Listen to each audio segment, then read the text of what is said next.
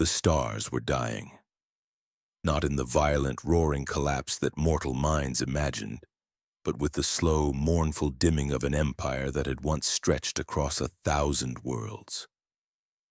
Worlds now lay in silent ruin, their cities crumbling under the weight of time and the ambitions of men and gods alike. In the void between those worlds, fleets drifted like silent tombs, their hulls scarred and their crews shadows of their former glory. And at the center of it all stood the Hollow Saint, the immortal ruler whose name once inspired reverence, now whispered with unease. We truly love and care for you. Before we begin the story, tell us, where in the world are you watching from and what time is it there? Now let's get started. From his throne atop the obsidian spire of the capital world, the Hollow Saint observed the galaxy with eyes that had seen millennia pass like dust through a sieve. His empire, once radiant with the fire of conquest and the shimmer of civilization, now teetered on the brink of collapse. Each system he governed bore scars not only of war but of neglect, of distant governors who acted with their own agendas and of secrets buried beneath layers of law and loyalty. And yet he remained eternally, as though the universe had chosen him as both sentinel and witness to its inexorable decay. He rose from his seat and walked to the observation balcony, the corridors echoing with the metallic whisper of servitors attending to their duties. The air smelled faintly of ozone and machine oil, mingled with the subtle scent of incense that he insisted upon. Even in the hollowed silence of his palace, the weight of immortality pressed upon him. To live for centuries is to watch the faces you love age and vanish, to watch empires you built crumble into dust, and to see the constellations shift like indifferent gods across the void. And he wondered often if eternity itself was a curse disguised as blessing.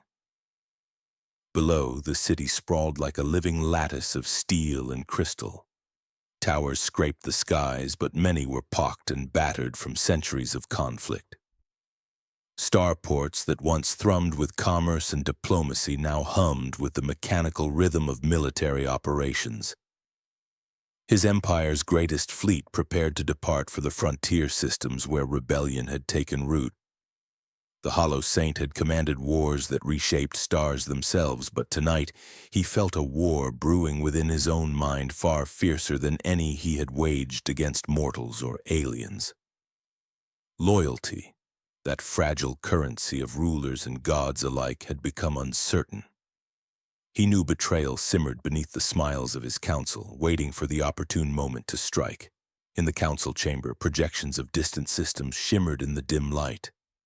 Advisors spoke in measured tones, each word chosen with precision, but each too weighted with hidden meanings. "The Catan cluster," one murmured, "has declared autonomy. Our fleets may arrive too late." Others spoke of biotransference programs, resurrection protocols, and the subtle manipulations of subversive elements within the Imperium's bureaucracy. Every suggestion, every plan carried the echo of risk. The risk that those closest to him were plotting not for the glory of the Empire, but for their own survival and advantage. He could not trust them, yet he could not act without proof. The balance of power had shifted subtly over centuries, and the seeds of dissent had taken root in ways that only eternity could reveal. And still he hesitated. Immortality had taught him patience, but even he knew that some decisions demanded immediacy. That hesitation could topple dynasties faster than a siege cannon. He clenched his fists, feeling the subtle tremor of restrained anger, and wondered if the weight of foresight was heavier than the weight of armies.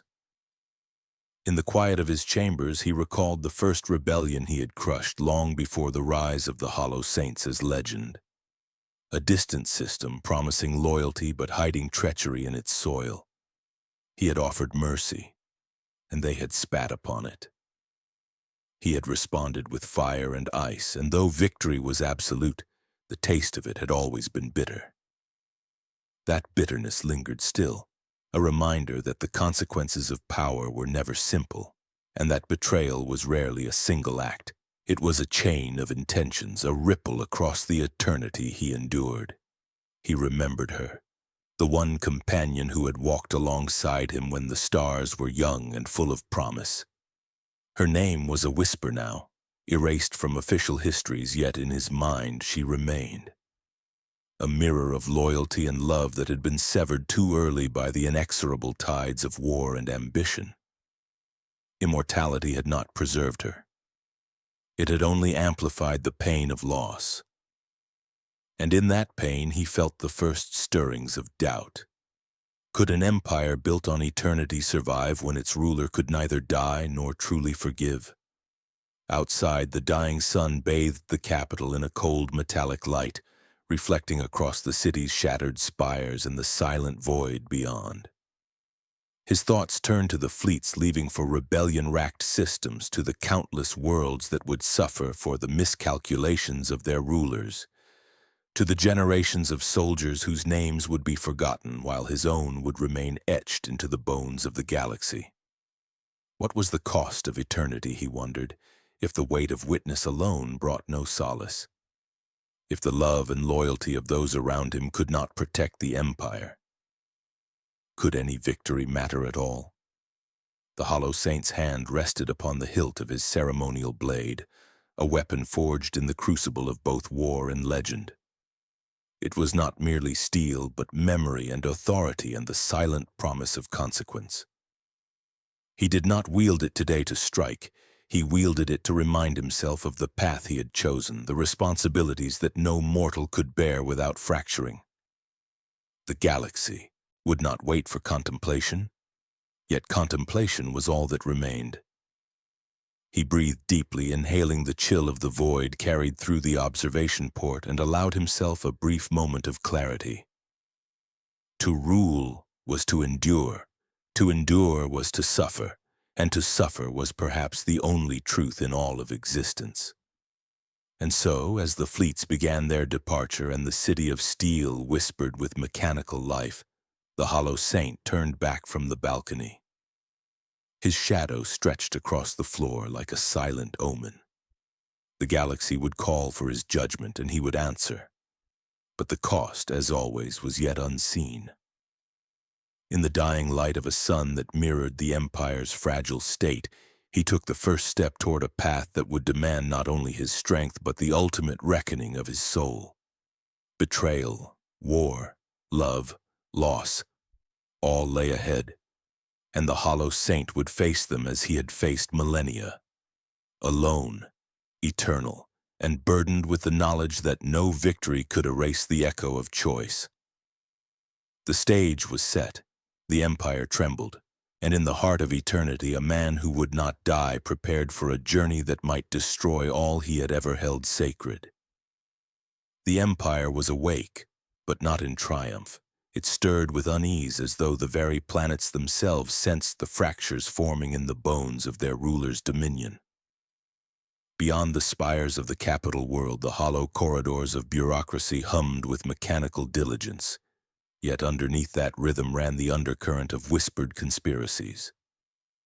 The Hollow Saint had ruled for centuries, and the galaxy had learned to fear the steadiness of his hand. But fear, like loyalty, could twist. And where it twisted, betrayal grew. In the council chamber, the Hollow Saint observed his advisors as one might study prey in the wild. They moved with precision, their robes flowing like the echoes of forgotten glory, their words measured as though each syllable might be weighed against the weight of eternity itself. Yet he knew that behind some of those words lay duplicity. Trust had become a currency he could no longer afford freely. Even among those he had raised, nurtured, and relied upon, loyalty was now layered with uncertainty. The first to approach was Valeris, commander of the Star Shields, whose victories had once defined the Empire's expansion into the outer clusters. Her eyes, sharp and unyielding, carried the quiet arrogance of someone who had earned 100 honors, yet suspected she could surpass them all without his acknowledgement. "My lord," she said, bowing slightly, Reports from the Catan cluster indicate unrest escalating beyond containment. The fleets are ready, but they will not hold unless we commit fully to a strike. He studied her, noting the subtle shift of her gaze when she avoided his eyes, a hesitation masked by duty. And yet, you hesitate, he said softly, his voice carrying the weight of centuries. There is a measure of caution in your tone that betrays your mind's counsel. Valeris's lips twitched, almost imperceptibly. It is prudent to weigh all options, my lord. There may be unforeseen consequences to a full deployment. Unforeseen consequences, he repeated, his tone almost amused but laced with steel. Or perhaps your own ambitions masquerade as prudence. The commander's posture stiffened, though her words remained composed. I serve the Empire as I have always served you. And yet he was not convinced. He could see it in the way her hand lingered near the hilt of her ceremonial blade, the subtle tension in her shoulders, the controlled cadence of her breathing. Every action spoke of calculation, not devotion. The Hollow Saint had survived betrayal before. He had learned to read it in the pauses between loyalty and intent. As Valeris left, the next figure entered.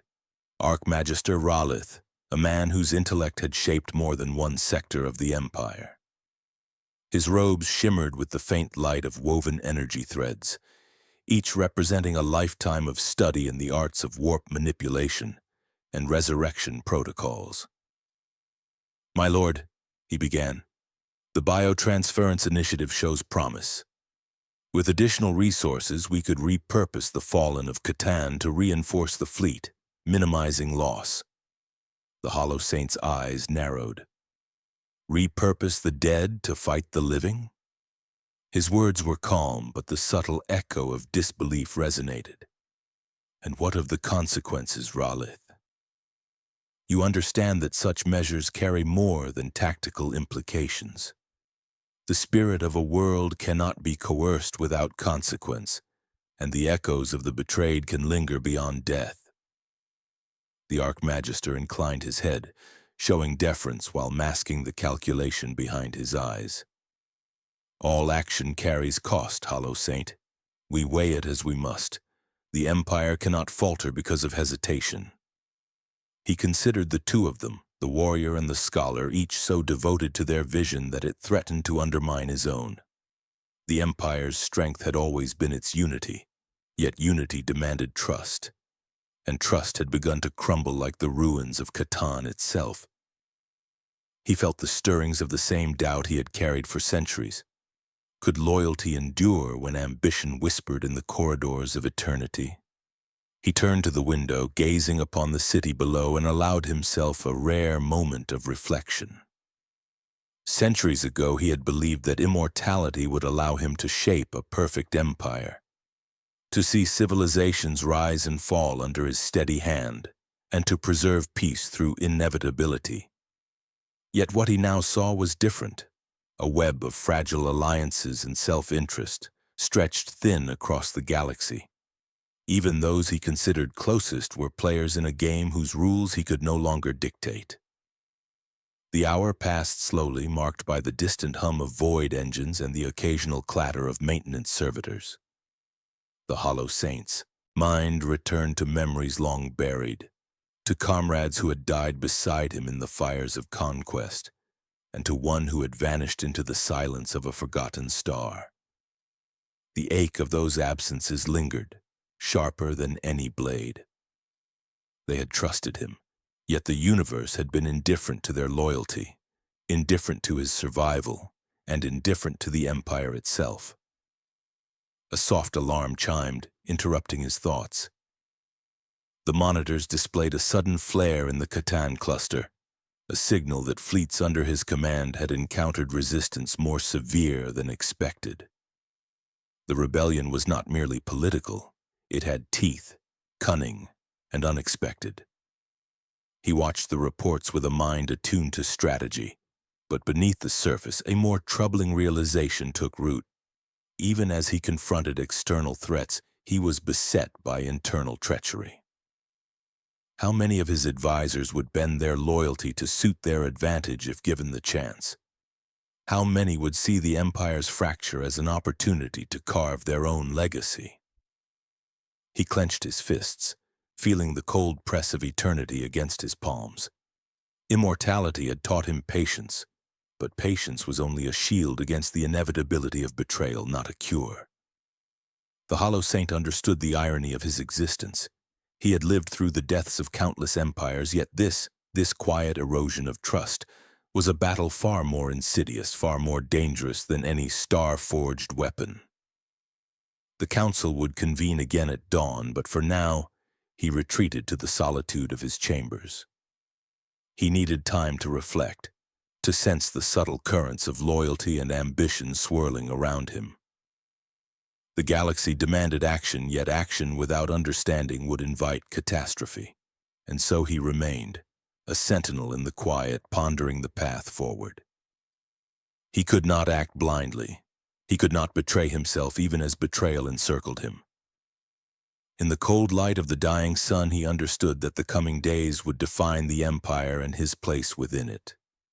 The Catan cluster would not fall without blood, and the truth of loyalty would not be revealed without suffering.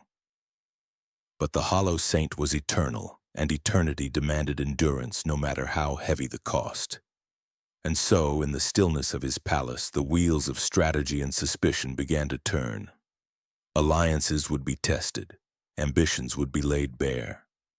And in the shadows of both war and council, the seeds of betrayal would grow, waiting for the moment when the Hollow Saint would be forced to confront not just his enemies, but himself.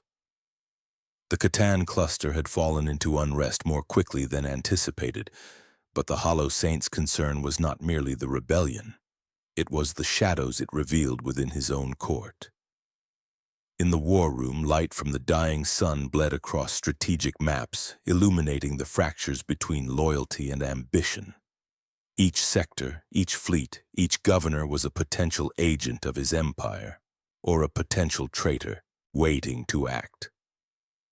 Immortality had taught him to endure countless battles, but he understood now that the subtlest betrayals could undo more than any siege. He observed the council as they debated strategy, their voices calm yet laden with hidden intent. Among them was High Senator Darian, whose eloquence had long masked his ambition. He spoke of diplomacy, of negotiating with the rebels to avoid unnecessary loss. Yet beneath the measured tone, the Hollow Saint felt the undercurrent of self-interest. Darian did not seek the Empire's survival. He sought the Empire's fractures to exploit them for his own ascension. The Hollow Saint had long since learned to see such motives, yet recognition did not make them any easier to confront. Commander Valeris remained impassive, but the subtle lines of tension around her mouth betrayed her calculations. She did not speak, choosing instead to let Darian carry the debate. Yet he knew she was weighing the costs and benefits of action and inaction alike. Every gesture, every measured word was a statement of intent, and the Hollow Saint, eternal witness to human frailty, could read the language of ambition like an open codex. "Do you intend to act or simply watch the Empire unravel?" he asked, his voice low and deliberate, carrying the weight of a ruler whose patience had spanned centuries. The chamber fell silent. Darian's expression did not waver, but the faintest flicker of unease betrayed the certainty he tried to project. "My lord, we act only in the Empire's best interest," he said carefully, though the Hollow Saint could see the subtle hesitation, the slight tightening of his fingers against the council table. The Hollow Saint's eyes narrowed. "And yet, it is often in the best interest of men to protect themselves rather than the Empire. Ambition is a fire that burns brightest when the shadows grow long. Remember that, Darian, for your clarity may yet determine the survival of all we have built." The High Senator's response was a polite, almost imperceptible nod, but it lacked conviction. The Hollow Saint turned his attention to the strategic maps before him, focusing not on fleets or planetary defenses, but on the intricate lattice of influence. The loyalties, ambitions, and secret alliances that truly governed the flow of power. An empire could not be held solely by armies and technology. It required faith, and faith was fragile. When tested, it often broke. The Hollow Saint's mind wandered briefly to the past, to the early days of conquest when loyalty had been simpler, and allies had fewer motives beyond survival or devotion. He recalled the first crusade of the outer sectors, when he had led legions to secure worlds that were yet untouched by ambition or fear. His companions had fought with a clarity of purpose that seemed impossible now, their faces clear of the shadows that age and experience had drawn upon him. Time had a way of complicating all things. Love, loyalty, and even the notion of victory itself. A sudden message arrived from the Catan cluster, transmitted in the intricate code reserved for emergencies.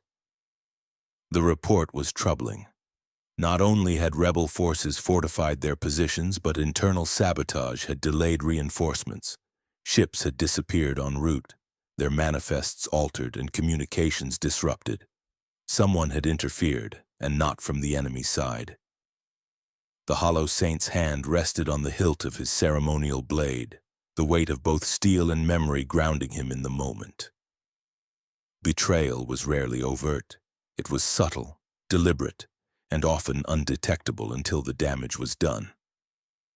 "Raelith," he called, his voice echoing in the chamber. The Archmagister's robes shimmered as he approached, carrying a datapad dense with encrypted projections. "You speak often of the biotransference initiative and resurrection protocols. Tell me, could such programs be subverted?" Raelith's eyes, sharp and calculating, met his without hesitation. "Technically, yes.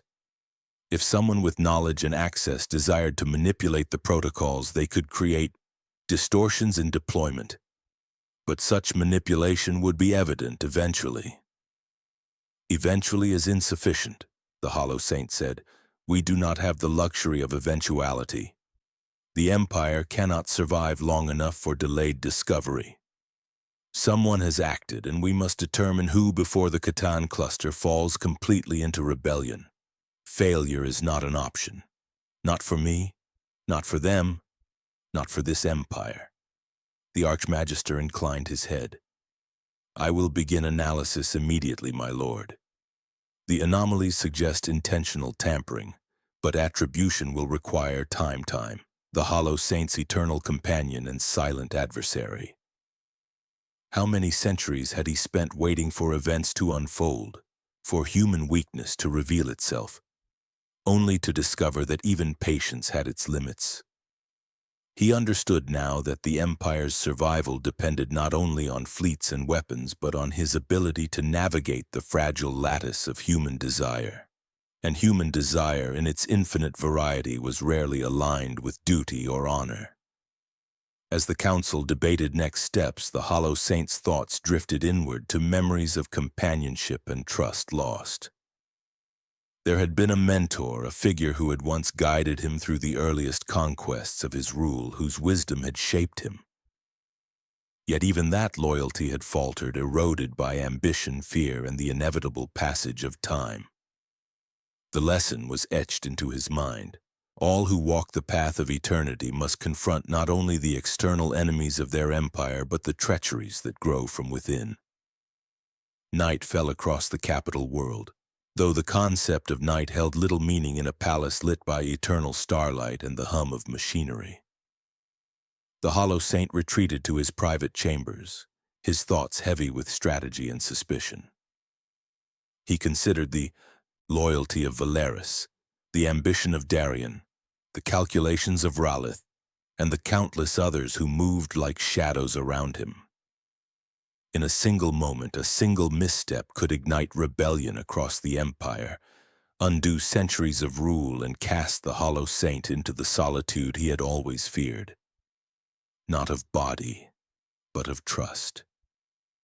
The Catan cluster would not yield easily, and the seeds of betrayal were already flowering across the council and the frontier. In this, the Hollow Saint understood a truth more bitter than any defeat in battle. Wars could be fought with weapons, but empires were undone by hearts. And those hearts, as he had learned through endless centuries, were rarely guided by anything so simple as loyalty or love. He rose from his seat, standing alone amidst the cold light of his chambers, and placed his hands on the balcony rail. Beyond the city, the stars burned faintly in the void, indifferent and eternal. And he too was eternal, yet loneliness and suspicion pressed upon him heavier than any enemy fleet. The Hollow Saint understood now that the coming days would not only test the Empire's strength, but his own ability to endure, to see betrayal, ambition, and rebellion unfold and yet remain unbroken, unyielding, and resolute. In the stillness, he made a silent vow. The Catan cluster would not fall, and the traitors among his council would be revealed.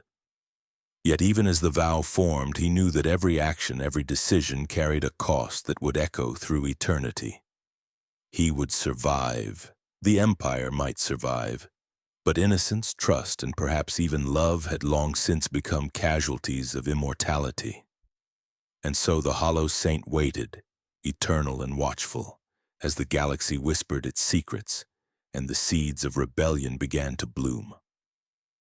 The hollow corridors of the capital echoed with quiet deliberation as the Hollow Saint traversed them. His footsteps measured against the ceaseless hum of servitors attending to their duties. He had retreated from the council chamber, but the weight of its discussions clung to him, a persistent shadow that no machinery or ritual could dispel.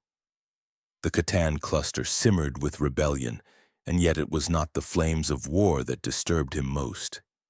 It was the frost of uncertainty in the hearts of those closest to him, the advisors, generals, and confidants who might betray him when opportunity arose.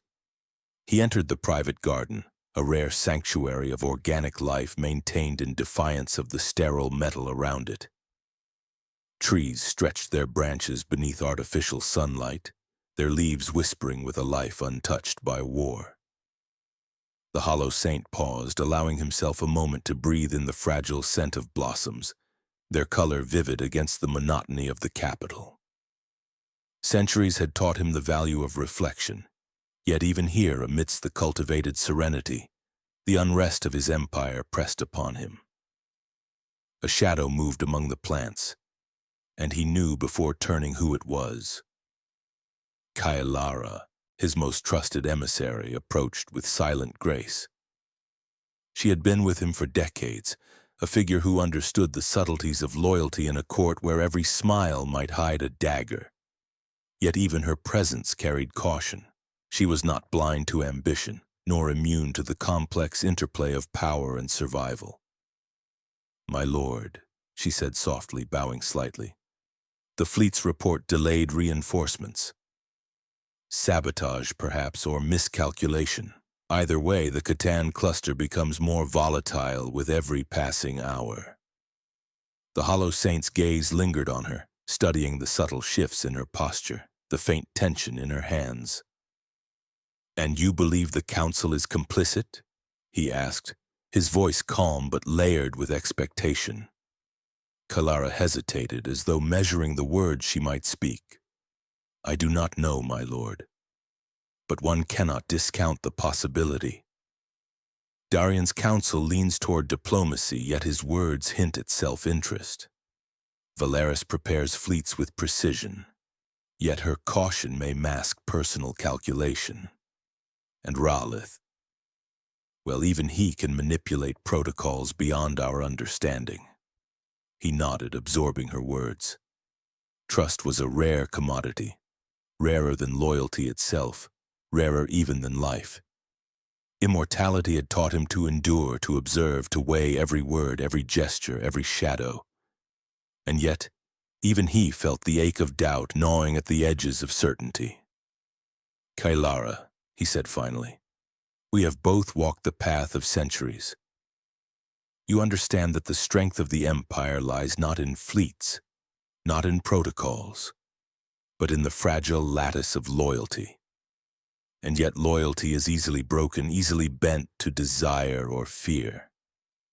How does one preserve what is eternal when the hearts of men are so frail? Her eyes met his, steady and unwavering. By understanding that perfection is unattainable, my lord.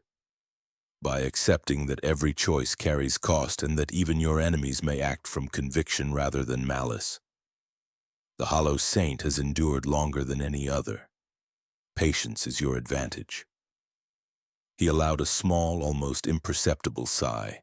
Patience had been both his ally and his tormentor. Centuries had given him wisdom, but also solitude. He had watched friends die, lovers vanish, and empires crumble, all while remaining unchanged in body yet burdened in spirit. And now, as the whispers of betrayal rose like a tide within his court, he realized that endurance alone would not suffice. Action would be required, decisive and unerring, lest the empire slip through his grasp entirely. The garden remained silent except for the faint rustle of leaves, but within that silence the hollow saint felt the weight of decisions yet unmade. He considered each counselor, each general, each advisor. Valeris's cunning, Darian's ambition, Ralith's intellect, Kaelara's insight. They were threads in a web, and one misstep could unravel the entire structure. He understood that alliances were temporary, loyalty conditional, and even love a perilous gift. "Do you believe," he asked, his voice low, "that any of them would act against me openly if given opportunity?" Kaelara's gaze did not falter. Openly? Perhaps not. But subtly, through omission or manipulation, yes. Betrayal often wears the guise of duty, my lord, and the hollow saint knows better than most the faces it may wear. The words were not a warning, they were a reminder. The hollow saint had long since learned that patience was not weakness, that observation was not hesitation, and that even in silence, the threads of treachery could be discerned. Yet he also knew that action required certainty, and certainty was a luxury seldom afforded to rulers of immortality. He walked to the edge of the balcony, looking beyond the garden to the city sprawling beneath, its towers reflecting the dying light of the sun. Below, life continued in its stubborn persistence, unaware of the political currents and secret manipulations that shaped its fate.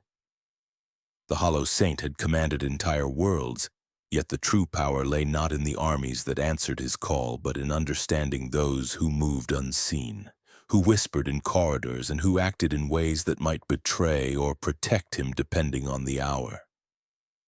In the distance, the Khatan cluster burned with unrest, and the reports from the front lines painted a picture of both defiance and vulnerability. He considered his next move carefully. Force could quell rebellion, but at cost. The cost of blood, the cost of loyalty, the cost of future trust. Diplomacy might buy time, but would it endure against ambition and deceit? And above all, how much could he reveal of his own understanding without tipping the scales toward betrayal? He turned from the balcony and faced Kaelara, the weight of centuries etched in his posture. "We must act," he said, "but not recklessly. Every step must be measured, every ally weighed, and every enemy, seen or hidden, considered. The empire depends not on strength alone, but on the discernment of those who govern it." Kaelara inclined her head. "And the hollow saint?" she asked quietly. "How shall you act?" He allowed a pause, as though considering not just the question, but the very nature of action itself. "By remembering that eternity is both blessing and burden, by understanding that trust is precious yet fragile, and by ensuring that when the moment comes, the empire shall endure, even if the hearts of men falter." The wind stirred through the artificial trees, carrying with it the faint scent of blossoms and the promise of both growth and decay. The hollow saint's gaze returned to the city below, to the fleets preparing, to the councils plotting, and to the distant stars where rebellion and ambition intertwined. He had faced battles that reshaped the course of civilizations, yet none had tested him as deeply as this. The quiet war of trust and treachery played out in the minds and hearts of those who called him master. And so, in the stillness of the garden, he began to plan.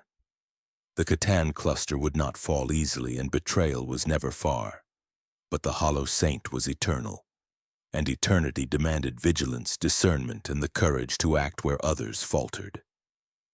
He would watch, he would wait, and when the time came, he would strike, not merely to preserve the empire, but to uncover the hearts that beat for loyalty and those that schemed for dominion. In the dying light of a distant sun, the Hollow Saint made his silent vow. The threads of loyalty would be discerned, the seeds of betrayal exposed, and the empire would endure. But he knew, as he had always known, that the cost of vigilance might be higher than any victory, and the price of trust might forever remain beyond reckoning. The Catan cluster burned like a wound against the darkness of the void, its systems writhing in rebellion even as the Empire's fleets approached. Yet the Hollow Saint knew that the flames on distant worlds were not the only danger he faced. The true peril lingered closer, hidden in the corridors of his own palace, whispered in council chambers, and veiled in the careful expressions of those who called themselves loyal. The Empire could be broken by fire or blade, but it could be undone far more thoroughly by ambition, deceit, and fractured trust. Reports from the front lines arrived faster now, each bearing tidings of loss, sabotage, and mysterious delays. Ships vanished without warning, supply chains faltered, and intelligence networks were compromised. And always the question lingered: how much of this was the work of rebels and how much had been orchestrated from within? The Hollow Saint, seated at the apex of the capital spire, observed these reports with the patience of centuries, yet beneath that patience lay the slow burn of frustration and suspicion. High Senator Darian entered his chambers without announcement, carrying the air of inevitability. "My lord," he said, bowing low, "the fleet commanders seek guidance. Some recommend immediate action, others caution restraint. There is discord, but I believe it can be managed." The Hollow Saint regarded him steadily, noting the subtle tremor of concealed ambition in Darian's measured posture. "Managed, you say?" His voice was calm, yet each word carried the weight of judgment. "Tell me, Darian, do you counsel action for the Empire's survival or for your own advantage?" The senator hesitated, a brief flicker crossing his otherwise composed face. "I serve the Empire, my lord. All decisions are made with its survival in mind." The Hollow Saint leaned forward, resting his hands on the map of the cluster sprawled across the obsidian table. "Do not mistake my silence for naivety. I have witnessed centuries of ambition hidden behind words of loyalty. I have seen betrayal blossom where trust should have been planted. Your counsel will be weighed not for its eloquence, but for its truth." Darian's jaw tightened. Yet he remained. There was danger in staying, danger in leaving, and the Hollow Saint knew that the calculus of loyalty was never simple. Even those who claimed devotion could falter if opportunity presented itself. Valeris entered next, her presence sharp and deliberate. "My lord," she said, "the Catan cluster rebels are fortified, and our fleets have been slowed by sabotage. We can strike now, but the cost will be high.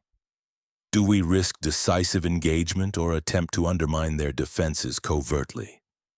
Her words carried no overt threat, but the Hollow Saint felt the subtle pulse of calculation behind them. Valeris was a warrior of unmatched skill, but skill alone could conceal ambition, and ambition could fracture empires faster than cannon fire. "I will act with clarity," he said, rising from his seat. "The rebellion must be contained, yet we will not destroy the cluster indiscriminately. The Empire's survival requires precision, and precision requires knowledge. Every ally, every resource, every fleet must be accounted for, and every hand that acts against us will be revealed. He turned to Ralith, the Archmagister, whose eyes shimmered with the faint glow of arcane knowledge. What of your biotransference initiatives? Could they be subverted to provide leverage over the fleets? Ralith inclined his head slowly. Yes, my lord. There are redundancies and safeguards, but a skilled hand could manipulate deployment. I caution, however, that such interference carries risk. Discovery would compromise not only the operation but the perception of authority. The Hollow Saint did not reply immediately. He weighed the implications of every word, of every gesture, understanding that the threads of betrayal were often woven into the fabric of duty itself. In a single misstep, an ally could become an enemy, and an enemy could exploit that hesitation to fracture the Empire. Night deepened across the capital world, though the artificial lights of the city made darkness irrelevant. He walked to the observation balcony, gazing at the Catan cluster, its planets ablaze with rebellion and confusion. In that light, he considered the subtle signs that had led him here, the delays, the vanishings, the quiet inconsistencies in reports. Someone among his council or his generals had acted, not in the name of the Empire, but in the pursuit of their own advantage. Kailara joined him silently, her presence a reminder of loyalty that had endured longer than most could imagine. You sense it, do you not? She asked softly. The threads of betrayal, tangled yet visible to your eyes. I do, he admitted. And yet knowing is not enough. The Empire cannot wait for certainty. Action must follow discernment, and discernment must precede action. We are in a delicate balance. One misstep could ignite not only rebellion but open fracture within the Council, itself a communication signal activated, revealing the visage of a fleet commander from the front lines. My lord, we are prepared to engage, the officer reported. But there have been losses. Some of our ships were sabotaged before departure. Evidence suggests internal interference. The Hollow Saint's eyes narrowed, so the threads of betrayal had revealed themselves, not yet fully formed, not yet acting openly, but undeniable in their subtlety. He understood now that the rebellion was not merely a threat of blood and territory. It was a mirror reflecting the ambitions and fears of those who surrounded him. Prepare a covert assessment, he ordered, his voice steady, resonating with authority honed over centuries. We will identify the source of this sabotage. The Empire depends not on ignorance but on foresight. We will act decisively when the truth is revealed. Valeris inclined her head, her expression neutral, though a faint tension lingered around her eyes. Darian's jaw tightened, and even Ralith's calm demeanor carried the faintest hint of calculation. Every advisor, every general, every confidant was now a potential variable in the fragile equation of power. The Hollow Saint returned to his chambers later, walking through the corridors in contemplative silence. The walls bore the scars of centuries, much like the Empire itself. He recalled the early days when loyalty had been simple, when comradeship had been genuine, when betrayal was visible before it struck. Time had revealed the fragility of trust, the subtlety of ambition, and the bitter calculus that governed human hearts. He paused before a viewport, observing the burning planets of the Catan cluster. Victory was no longer guaranteed by force alone. It required discernment, precision, and the courage to confront not only enemies but those who whispered in the shadows of his court. He understood, as he had always understood, that betrayal was not merely an act. It was a reflection of desire, fear, and the inevitable imperfection of those who walk the path of mortality. And so, in the quiet of the capital, the Hollow Saint made his choice.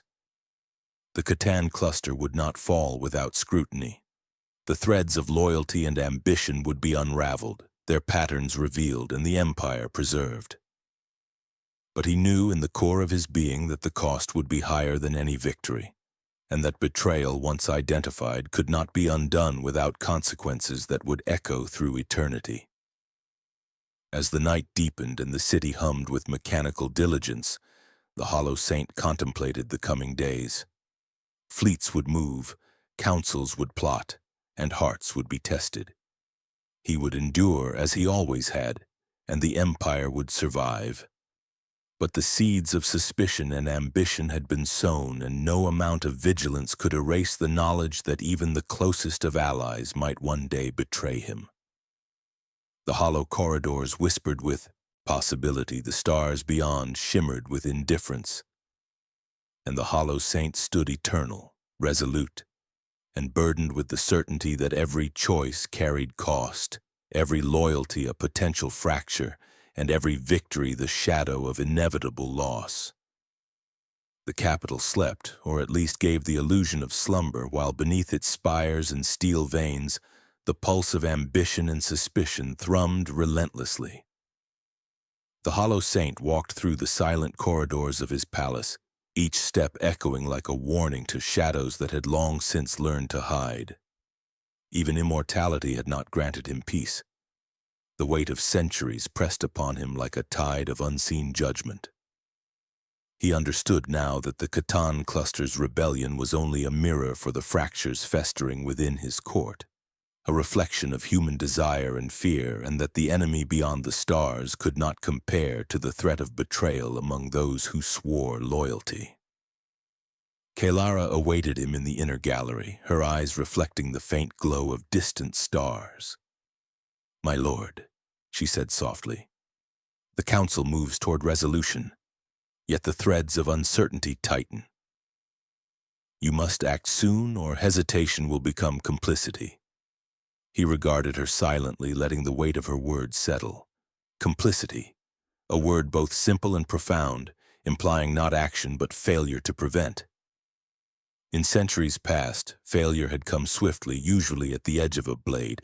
Now it came subtly, disguised as caution, courtesy, or counsel. He had lived long enough to see that inaction often bore more devastating consequences than rash action. "I understand," he said at last, "but discernment requires patience." To act without knowledge is to court ruin. Kaelara inclined her head, though her eyes betrayed concern. Even she, whose loyalty was beyond question, understood the peril of waiting. They both knew that patience was the shield of the eternal, yet the shield was heavy and could crack under relentless pressure. He turned to the observation viewport. The Catan cluster sprawled before him in chaotic brilliance. Flames licked the surface of planets, fleets maneuvered in fragmented formations, and the subtle shadows of sabotage whispered of internal fracture. Somewhere within those stars, allies had faltered and enemies had exploited hesitation. He felt the familiar weight of responsibility pressing against his chest, a constant reminder that leadership in eternity was not merely command but perception, calculation, and endurance. The doors behind him opened with a faint hiss, admitting Ralith, the Archmagister. The glow of his robes flickered as if caught in the subtle currents of his mind, and the Hollow Saint understood immediately that Ralith had information, though whether it was a gift or a trap remained to be discerned. "My lord," Ralith began, his voice measured, "we have identified anomalies within the fleet deployment logs. Patterns of interference suggest deliberate tampering, but the source is obfuscated. Whoever did this possesses knowledge of both military and biotransference protocols." The Hollow Saint's eyes narrowed. "So the hand that sabotages the Empire is trained in its own systems?" "Yes," Ralith said, almost hesitating. "And the patterns suggest someone within the Council or the upper command. The scope of influence indicates both intent and access that few possess." The weight of inevitability pressed upon the Hollow Saint. Betrayal was no longer hypothetical. It had taken form. Yet the question remained, Who among those who claimed loyalty would risk the Empire itself to further their ambition? He turned from the viewport and faced the Archmagister. "Ralith, can you narrow it further?" Ralith shook his head. "Not without additional surveillance and probing." Yet even then, the sophistication suggests caution. The saboteur anticipates discovery. The Hollow Saint's fingers brushed against the edge of the balcony, tracing invisible lines of strategy in the cold metal. Centuries had taught him that power was not merely held by strength but by understanding. And understanding required patience. But patience now came at a cost. The Catan cluster burned, fleets faltered, and the hearts of men around him were uncertain at best, treacherous at worst. Kailara spoke then, her voice breaking the tense silence. "There is more than one way to uncover the truth, my lord. Subtle entrapment, observation, and selective action can reveal motives before they manifest into catastrophe. But hesitation is a risk and time grows thin." He nodded, acknowledging the truth in her words. The Empire had survived millennia through discipline, endurance, and the calculated suppression of impulse. Yet in this moment, even he felt the delicate balance of trust teetering like a blade on the edge of a star. He could no longer act as though eternity insulated him from consequence. Each decision bore the potential for loss unlike any he had faced. A message arrived from Valeris, sharp and deliberate. The front lines demanded orders. The rebels were entrenched, their resistance coordinated, their sabotage disrupting not only supply lines but morale. Every misstep now could spell disaster. The Hollow Saint felt the cold clarity of inevitability. Action was required, yet action carried danger. Every ally was now a variable, every fleet a potential betrayal, every decision a crucible of consequence. He summoned a council of one, Kailara and Ralith.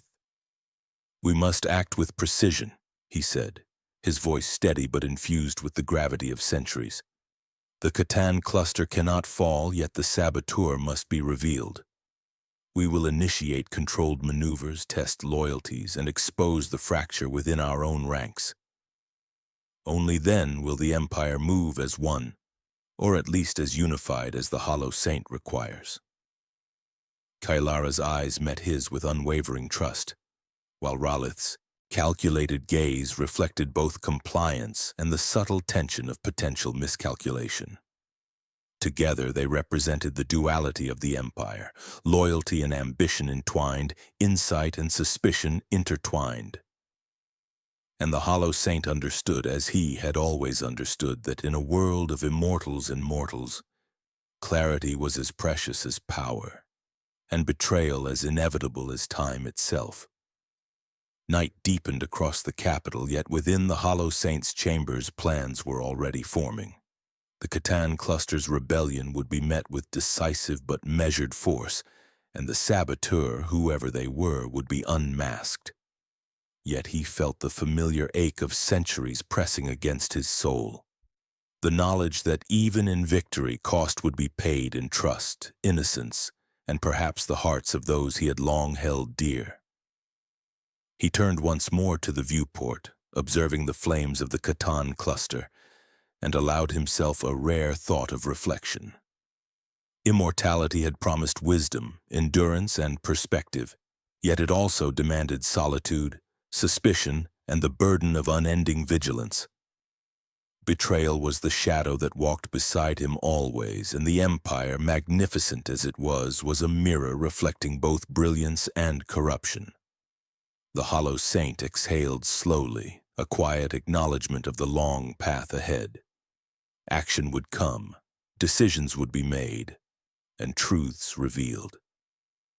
And in the crucible of war and betrayal, the Empire would endure.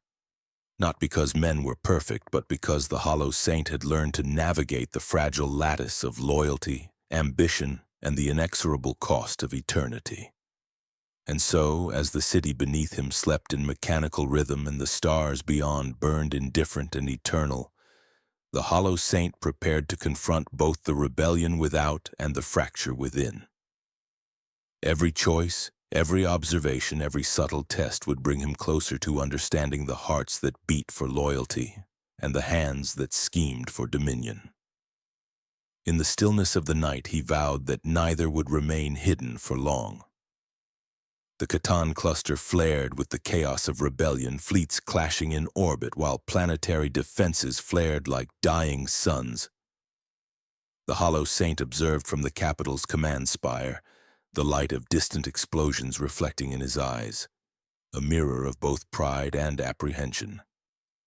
The war was no longer distant, it was immediate, tangible, and irrevocable. Yet he understood, as always, that the battles waged in space were only one reflection of the Empire's true struggle. The far more dangerous conflict was hidden within the hearts of those who served him, their loyalty fragile and their ambitions subtle but lethal. High Senator Darien was first to report, his voice carefully modulated. "My lord, the fleets have engaged the rebels. Resistance is fierce, but our superior coordination gives us an advantage. However, there have been delays. Some ships did not arrive as ordered." The Hollow Saint's gaze sharpened. "Delays, orchestrated or incidental?" Darien's lips tightened. "We cannot be certain. The saboteur's hand is elusive, my lord." He allowed the silence to stretch, letting the weight of centuries press upon the room. He had learned long ago that hesitation often revealed more than words. Darien's carefully composed expression betrayed nothing. Yet the faintest tremor of concealed calculation lingered in his eyes. Even as the Hollow Saint prepared to act against external threats, he knew the true danger walked beside him in the guise of counsel. Valeris, poised and precise as ever, entered next. Her gaze swept the room, assessing not only the fleets and strategic maps but the subtle tensions among the council. "My lord," she said, "our forces are encountering unexpected resistance patterns. The rebels have adapted quickly, indicating intelligence beyond mere chance. I recommend targeted strikes to disrupt their command centers before a full assault." The Hollow Saint considered her words, aware that they carried more than strategic insight. Every suggestion, every calculated recommendation could conceal ambition or testing of his perception. Trust was a rare commodity, and he had learned that patience and observation were as vital as the deployment of fleets. Raelith, ever the observer, added quietly, "Patterns suggest interference may continue even as the battle rages. The saboteur anticipates our moves, adapting in ways that indicate both foresight and familiarity with our protocols. We must assume internal compromise in tandem with external threat." The Hollow Saint's hand rested on the edge of the command table. "Then we proceed on two fronts, the battle without and the fracture within. Our fleets will strike with precision, but covert measures will also identify the hand that seeks to undermine us. Only by understanding the enemy both outside and within can the Empire endure." Kelara, silent until now, nodded. "I can implement observation protocols. We may expose the saboteur without alerting the Council to suspicion. Do so." The Hollow Saint replied, his voice even, though the centuries of experience sharpened every word with unspoken weight. "The Catan cluster must not fall. Yet I will not allow our own ambitions to dictate its fate. Every movement, every report will be scrutinized, and when the betrayer is revealed, the consequences will echo through eternity." The fleets moved in orbit, their engines burning trails of light across the void. The Hollow Saint's mind, eternal and unyielding, considered every variable. He recalled campaigns centuries past, victories won through strategy and foresight, and losses inflicted not merely by enemies but by miscalculation or misplaced trust. Experience had taught him that the chaos of war was a reflection not of strength or weakness alone, but of perception, understanding, and the ability to anticipate subtle interference. A communication arrived from the front lines, a transmission marked with urgency. "My lord, we have secured the northern planet. the commander reported, voice tight with tension. But intelligence indicates another fleet may have been sabotaged before arrival. The rebels appear coordinated beyond expectation. We suspect internal interference.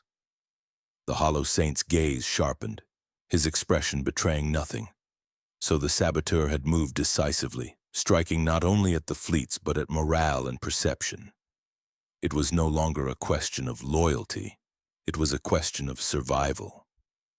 He would endure as he always had, yet every betrayal tested the limits of even his patience and foresight. "Prepare countermeasures," he ordered. "Coordinate with Valeris to secure the compromised fleets and implement contingency protocols. Kaelara, initiate covert monitoring. Ralith, adapt biotransference deployments to ensure redundancy and safeguard against interference. The Empire will not falter, and we will identify the hand that threatens it." The council moved with precision, yet the Hollow Saint remained acutely aware that their movements were also measured for him. Every nod, every gesture, every recommendation carried hidden motives, and he would need to discern truth from ambition, loyalty from calculation. The Catan cluster could burn without consequence to morale, but the betrayal within could ignite a fire that consumed the entire empire. As the battle raged, he withdrew to a quieter observation deck, the sounds of combat echoing faintly through reinforced hulls. The stars stretched across the void, indifferent and eternal, and in that indifferent light he contemplated the duality of power, the glory of victory and the peril of treachery. One could conquer worlds, command fleets, and outlast civilizations, yet a single betrayal could unravel the very foundations of immortality. He reflected on Valeris, Darian Ralith, and even Kaelara. Each was a thread in the web of empire, a variable in the equation of survival. And he, as the eternal ruler, was both observer and arbiter, tasked with the impossible: to maintain unity amidst ambition, to safeguard loyalty while exposing deceit, and to endure the inevitable loss that even success demanded. A sudden alert interrupted his contemplation. A rebel counterstrike had taken a strategic planet by surprise. The news traveled through the council in tense silence, each member absorbing the failure, calculating blame, and concealing reactions. The Hollow Saint allowed a pause, letting the weight of the moment settle before speaking. "Failures occur in war," he said, voice measured. "Yet failures compounded by deception are unforgivable. The saboteur acts not only against our strategy, but against the very trust upon which the Empire is built. We will endure the battle, and we will endure the truth of betrayal. One cannot exist without the other." As he spoke, Kaelara's presence at his side reminded him that even in the vastness of war, guidance and loyalty remained rare treasures. And yet the Hollow Saint knew that the balance between trust and suspicion would govern the coming days. The Catan cluster was no longer merely a theater of combat. It was a crucible, forging decisions, exposing ambitions, and testing the very fabric of the Empire's endurance. He allowed himself a moment of reflection, watching as the fleets maneuvered, the planets burned, and the subtle threads of interference revealed themselves in glimpses. Misdirected orders, delayed transmissions, and the faint anomalies that marked the hand of treachery. The Hollow Saint understood that victory would require more than force. It would demand discernment, foresight, and the courage to confront betrayal within as decisively as the rebels beyond. And so he prepared, eternal and unyielding as the Catan cluster became both battlefield and mirror. Every action, every observation, every subtle test would determine not only the fate of the cluster, but the fate of those who swore loyalty, and those who sought dominion in shadow. The Hollow Saint exhaled slowly, the weight of centuries pressing upon him, and vowed that neither rebellion nor betrayal would go unchallenged. The Empire would endure, but only if he remained vigilant, resolute, and willing to confront truths that might fracture even the strongest bonds of loyalty. In the void beyond, stars burned on, indifferent witnesses to the unfolding trial of both heart and empire. The capital of the Hollow Saints' empire seemed calm in the aftermath of the initial skirmishes, yet the stillness was a brittle veneer over a labyrinth of suspicion and unease.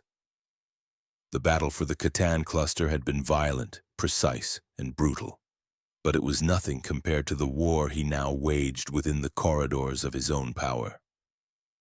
The Hollow Saint knew that every word whispered, every hesitation, every slight misstep could conceal betrayal, and in centuries of rulership he had learned that betrayal often wore the mask of loyalty. He moved through the council chambers with measured steps, observing the subtle reactions of those gathered. Darian stood near the map table, his expression composed yet taut, calculating, waiting. Valeris paced slowly, her eyes scanning both the room and the reports, weighing precision against risk.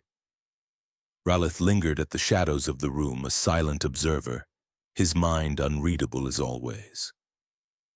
And Kaelara remained at the Hollow Saint's side, a constant anchor in a sea of uncertainty. "My lord," Darian began, voice careful and polite, "the fleet's report stabilized positions. The rebellion's momentum has been blunted but not entirely broken.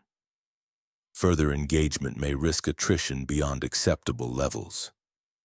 The Hollow Saint considered the words carefully. True or false, they carried implications of power and influence. Darian's caution might be prudent, or it might conceal hesitation born of self-interest. "And the saboteur?" he asked softly. "Have your investigations revealed any new insight?" Darian's eyes flickered briefly, the smallest micro-expression betraying the slightest unease before settling into composure. "Not conclusively, my lord. Patterns suggest internal interference, but the source remains elusive. Perhaps further observation is necessary."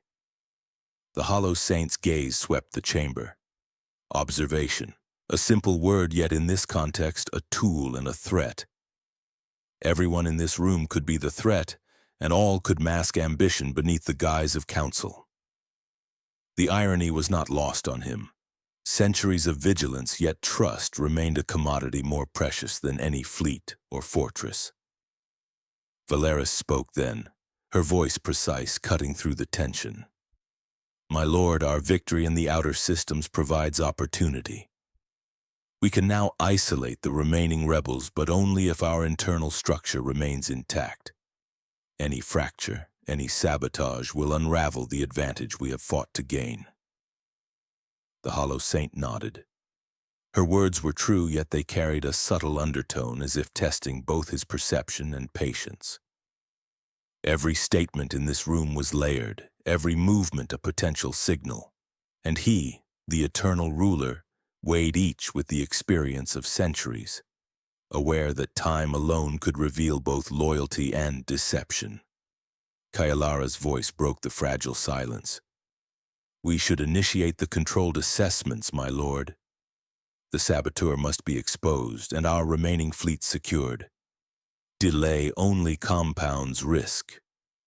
He regarded her with steady calm, noting her unwavering loyalty but understanding the burden of decision he placed upon her. "Indeed. Prepare the protocols, but understand this. The revelation of betrayal is not an end, but a beginning. Once the hand is revealed, we must decide how to act, not only for survival, but for the preservation of the Empire's integrity." Ralith, who had spoken little until now, stepped forward, his voice a low hum of calculation. "My lord, the biotransference networks can provide insight, but only if subtly deployed. We risk alerting those we observe if we act overtly. The subtlety of deception must be met with subtlety of detection." The Hollow Saint's eyes, ancient and calculating, reflected both approval and concern. "Very well. Begin the assessments, but maintain discretion. Every step must be measured. The Empire's strength lies not merely in fleets or fortresses, but in understanding the hearts and motives of those entrusted with its survival. As the Council dispersed to execute their orders, the Hollow Saint retreated to the observation balcony, the stars above the capital shimmering with indifferent eternity. He considered the Catan cluster, its planets still aflame with rebellion, fleets maneuvering in fragile formations, and the subtle anomalies that marked the influence of a hidden hand. The battle was being fought on two fronts, external and internal, and he understood, as he always had, that the latter could be far more devastating than the former. Kaelara joined him in silence, the faint hum of the city below a reminder that life, for all its apparent serenity, moved inexorably forward. "You carry the weight well, my lord," she said softly, her voice carrying both respect and concern. He did not respond immediately. Centuries of rule had taught him that silence often communicated more than words. Finally he said, "I endure as I must. The Empire is eternal in its potential, but fragile in its expression. Loyalty is rare, trust rarer, and betrayal inevitable. Understanding this is not weakness, it is preparation." She nodded, knowing that his endurance was both a shield and a burden. The Hollow Saint had survived countless rebellions, wars, and conspiracies, yet he remained haunted by the cost of vigilance. For every victory there was loss, for every triumph a shadow of doubt. Even immortality could not absolve the pain of necessary sacrifices. A communication arrived from the fleet commanders. A minor engagement had uncovered further evidence of sabotage. Equipment had been tampered with, maneuvers misdirected, and logistical chains disrupted. The saboteur was methodical, patient, and skilled, leaving traces subtle enough to confound all but the most discerning eye. The Hollow Saint's expression remained calm, yet within a storm of calculation and anticipation churned. The enemy was not only external but embedded, and every misstep could unravel the fragile equilibrium of the Empire. Yet he also understood that revelation, once achieved, would provide opportunity, not only to secure the Empire but to confront the ambitions hidden in plain sight. He turned to Kaelara. "Prepare the Council for controlled exposure. The saboteur will be revealed, yet the manner of revelation will determine both consequence and clarity. We will act decisively but with measured understanding so that the Empire emerges intact, not merely victorious but whole." Her eyes reflected the rare flicker of worry that even she could not entirely suppress. "And if the betrayer is someone unexpected?" He allowed a pause, the weight of centuries evident in his measured breath. "Then the Empire will endure as it always has. But every action, every word, every loyalty will be reconsidered. Eternity teaches that betrayal is inevitable, but also that understanding and discernment are the shields against its full devastation."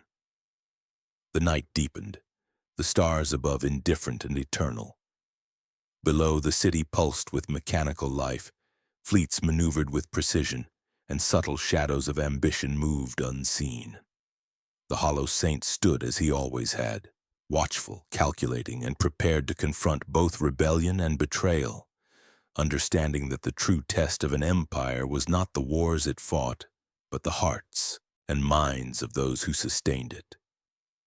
And so, in the quiet of the capital, he contemplated the duality of the coming days, the confrontation with external foes and the exposure of internal treachery. Victory was within reach, yet every decision bore consequence, every action carried cost, and every revelation threatened to fracture not only the Empire but the fragile lattice of loyalty that held it together. The Hollow Saint exhaled slowly, a breath as ancient as the stars themselves, and prepared for the crucible to come. Every observation, every maneuver, every subtle test would bring him closer to understanding the true nature of those who served him, and those who would betray. In the darkness beyond, rebellion flared and ambition stirred, and the Empire awaited the reckoning that only the Hollow Saint could bring. The Catan cluster was no longer merely a battlefield. It had become a crucible of ambition, loyalty, and suspicion. Even from the command spire, the Hollow Saint could feel the subtle tremors of treachery beneath the surface. Reports arrived in rapid succession. Misrouted supplies, delayed reinforcements, and intercepted communications. Each anomaly was a thread, and he intended to trace them to their source. The saboteur was clever, patient, and precise, qualities that made them dangerous but also detectable to an observer as eternal as he. High Senator Darien approached, bearing intelligence with cautious grace. "My lord," he said, bowing slightly, "our fleets have engaged the rebels again, but there have been additional anomalies. We suspect further interference in fleet coordination. I recommend immediate investigation into the logistics nodes." The Hollow Saint's eyes met Darien's, assessing not only the words but the man. Every statement from Darien had always been layered with meaning, each careful syllable a potential veil.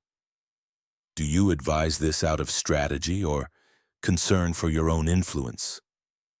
Darien's pause was imperceptible, yet it spoke volumes. "For the Empire, my lord." "Always for the Empire." The Hollow Saint inclined his head, masking the sharpness of his scrutiny. Experience had taught him that loyalty and ambition often coexisted, and that ambition rarely revealed itself until it had already struck. Valeris entered next, her presence as precise and deliberate as the deployment of a well-trained fleet. The outer planets report rebels consolidating their positions. Any delay or misstep could allow them to regain momentum. "We must act swiftly, swiftly," he repeated, voice even on but not recklessly. "Every fleet, every maneuver, every dispatch must be scrutinized. The saboteur's subtle hand could undo a victory before it is fully realized. Our challenge is not merely the rebellion, it is the fracture within our own command." Ralith, who had been observing quietly, interjected softly. "The anomalies correspond with patterns of biotransference interference. If we assume internal compromise, the question becomes not what happened, but who wields the knowledge and will to manipulate it." The Hollow Saint's gaze hardened. So the enemy was among them, not only skilled but intimate with the systems of power. Every shadow could conceal intent, every gesture could betray. He had survived millennia by understanding that betrayal was rarely dramatic. It was subtle, patient, and often cloaked in the guise of service. Kelara, standing at his side, placed a steady hand on the console before him. "We can expose the saboteur," she said, her voice a blend of determination and caution. "Controlled assessments, carefully monitored, can force the hand to reveal itself. We need only set the stage and observe the response." The Hollow Saint nodded, his thoughts already calculating the layers of risk. "Proceed.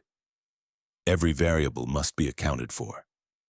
And understand this: the revelation of betrayal will alter the structure of power.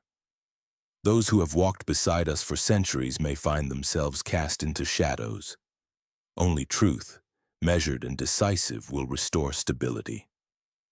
As the council dispersed to enact their plans, the Hollow Saint turned his attention outward. The Catan cluster was alive with conflict, its planets burning with both rebellion and the indirect fires of sabotage. The fleets moved as if choreographed, yet each misstep, each anomaly, hinted at the invisible hand of interference. The Hollow Saint observed, eternal and unwavering, knowing that victory without understanding was fragile, and that understanding required patience, perception, and foresight. A transmission arrived from a fleet commander stationed on the frontier of the cluster. "My lord, we have engaged rebel forces on Altaris Prime. Our victory is limited and interference continues. It appears some commands were altered before reaching the squadrons." We suspect internal betrayal. The Hollow Saint's expression remained calm, though inside calculation and determination surged. The saboteur was bold, precise, and audacious, an adversary who understood both strategy and perception.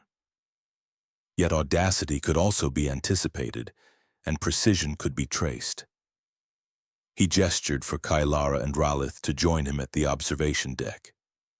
The time for subtlety is passing.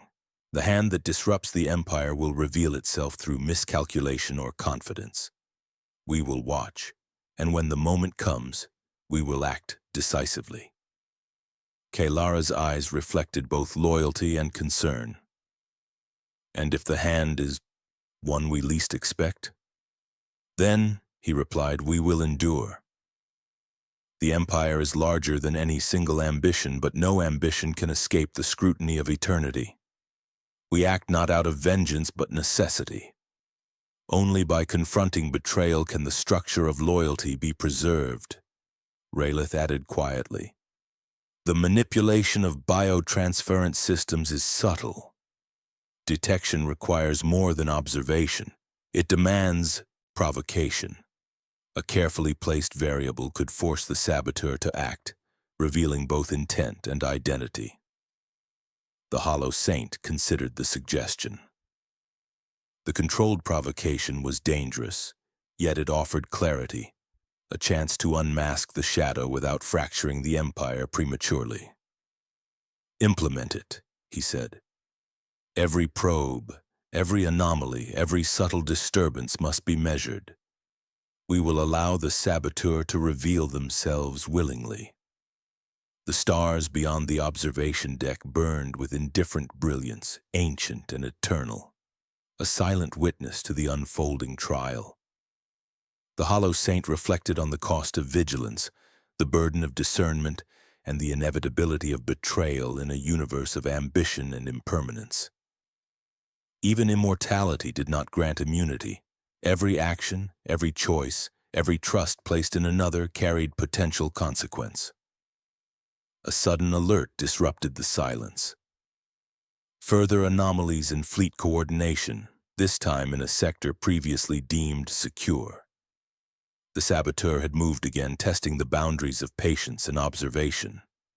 The Hollow Saint allowed a moment of stillness, feeling the subtle thrill of calculation. The revelation would come soon. Patience, foresight, and control would expose the hand, and when it did, the Empire would endure stronger than before, tempered by clarity and decisive action. He turned to Kailara. Prepare the Council for immediate observation. Every action from this point is a test, every response a clue. The saboteur believes they operate in secrecy, but eternity has taught us that no shadow can remain hidden forever. Kailara inclined her head, understanding the weight of his command. And when the hand is revealed, my lord? The Hollow Saint's eyes, reflecting the distant fires of the Catan cluster, hardened with quiet resolve. Then we act. Not out of vengeance, not out of fear, but out of necessity. Loyalty must be preserved and the Empire must endure. Betrayal is inevitable, but it can be contained, understood, and extinguished without unraveling the structure it sought to weaken. As the night deepened over the capital, the Hollow Saint stood alone before the viewport. Stars burned indifferent in the void. Fleets maneuvered in controlled chaos, and the shadow of betrayal moved unseen. But the eternal ruler would wait, watch, and act when the time was right. For in a universe of ambition, power, and deception, only patience, foresight, and the courage to confront both enemy and traitor could ensure that the Empire and he would survive. And so the Hollow Saint prepared. The crucible of Catan would test not only fleets and planets, but hearts, minds, and the subtle lattice of loyalty. The saboteur would reveal themselves, and when they did, the Empire would endure, because eternity itself demanded it. The city pulsed with a quiet intensity, mechanical and eternal, as though it sensed the weight of the decisions being made within its spires. The Hollow Saint moved through the corridors with deliberate steps, his presence commanding yet subtle, a shadow of authority that stretched across centuries. The rebellion in the Catan cluster had slowed, its fury partially contained, but the shadow of internal betrayal now loomed larger than any fleet or fortress. Reports arrived in measured succession, anomalies traced, variables controlled, and subtle manipulations observed. Each confirmed the suspicions he had long harbored. The saboteur was skilled, precise, and intimately familiar with the Empire's operations. The question had shifted from if to when and who. Every gesture in the council, every word spoken under the guise of loyalty, could conceal ambition, deceit, or both. Kailara approached silent as always, her steps echoing faintly in the vast halls. "The controlled tests are yielding responses," she said softly. "We have detected irregular patterns in fleet coordination, biotransference activation, and council communication. The saboteur is reacting subtly but unmistakably." The Hollow Saint's gaze remained fixed on the distant stars beyond the viewport. "Then the moment draws near," he said. "Patience has been our ally, but now discernment must become action.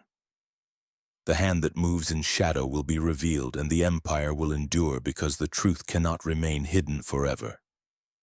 Rayleigh entered, his robe flickering faintly as though resonating with the subtle currents of perception that surrounded the council. "The anomalies are consistent with interference from someone intimately familiar with both our fleets and our biotransference protocols. It is a level of knowledge that few could possess. Yet someone within this chamber demonstrates both understanding and audacity." The Hollow Saint nodded, weighing each syllable. Audacity and knowledge, those were hallmarks of ambition refined over centuries.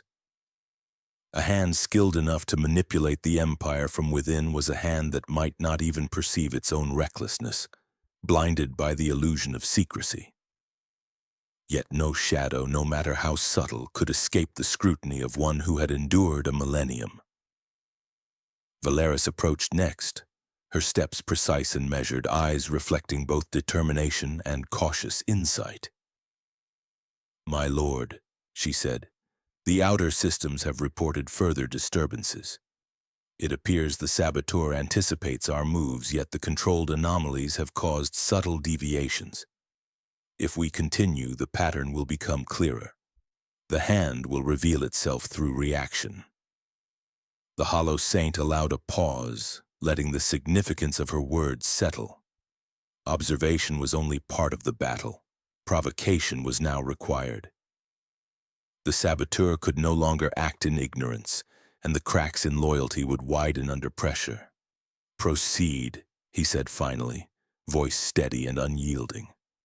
"Every response is a clue, every hesitation a signal. The saboteur believes they are hidden, yet eternity has taught us that no ambition can remain unseen indefinitely." A sudden alert disrupted the calm. A communications node had been manipulated, rerouting critical orders to a minor engagement that had been abandoned without proper reason. The pattern was subtle, almost invisible to any who lacked centuries of experience, yet unmistakable to the Hollow Saint. The saboteur was testing the limits, probing for weakness, and confident in their unseen hand. Kailara's eyes met his, reflecting concern and determination. "They are bold, my lord, and precise. Whoever this is, they have calculated every move to avoid detection. Until now." "Until now," the Hollow Saint repeated, his gaze narrowing. "Every shadow leaves a trace, and every trace becomes a path to understanding. Let them believe they act in secrecy. Let them believe the Empire is unaware. And then, when they misstep, we will act decisively." Ralith approached, his expression unreadable. "There is one further consideration, my lord. If the saboteur senses they are being observed, they may act more recklessly. The challenge is to maintain subtlety while provoking sufficient error. The line between discovery and disaster is razor thin. The Hollow Saint nodded, allowing the weight of centuries to guide his judgment. Then we maintain equilibrium, precision and patience, observation and provocation. The hand will reveal itself by its own nature, and the empire will endure because we act with both foresight and inevitability. Hours passed, each moment measured, each maneuver calculated. The fleets continued to engage the rebels, while the saboteurs' subtle manipulations became increasingly evident. Commands rerouted, logistical chains altered, and the smallest anomalies in council communication revealed patterns too deliberate to be coincidental. The Hollow Saint observed all, noting each deviation and interpreting every micro-expression from those who stood beside him. Finally, the first clear signal emerged. An internal communication had been intercepted, one that could not have been manipulated without the direct action of someone within the council itself. The network anomalies converged on a single node, one voice, a whisper of ambition hidden beneath decades of loyalty. The Hollow Saint's eyes hardened, his calm exterior concealing the surge of satisfaction that only recognition brings after centuries of patient observation. Kalara approached, sensing the shift. "It appears, my lord, that the hand has revealed itself, whether knowingly or through error. The identity will soon be clear." He allowed a faint nod, turning back to the viewport as the distant fires of rebellion reflected in his eyes. "Then the moment has arrived. Preparation will become confrontation, and the Empire will endure because betrayal, once revealed, can be met with decisive clarity. Eternity demands it. Survival demands it." Ralith's voice was quiet, deliberate. "And if the betrayer is one we least expect?" The Hollow Saint's gaze was steady, reflecting the cold, unyielding logic of one who had endured centuries. "Then the Empire will endure. Ambition, deceit, and audacity are not crimes of existence. They are elements to be understood and contained. Every choice has consequence, every revelation its measure of risk. We endure because we comprehend, and we act because we must." The observation deck fell silent, the distant chaos of the Catan cluster muted by the gravity of the moment. Stars burned indifferent above, fleets maneuvered with mechanical precision, and the hidden hand moved unknowingly toward exposure. The Hollow Saint exhaled slowly, the calm of centuries settling over him, knowing that the coming hours would define loyalty, test ambition, and shape the destiny of the Empire. And so he waited, eternal and unyielding, prepared to confront betrayal, to weigh consequence, and to act with decisive clarity. The saboteur's identity was now only a question of time, and when revealed, the Empire would endure, tempered by the truth of loyalty and the inevitability of foresight.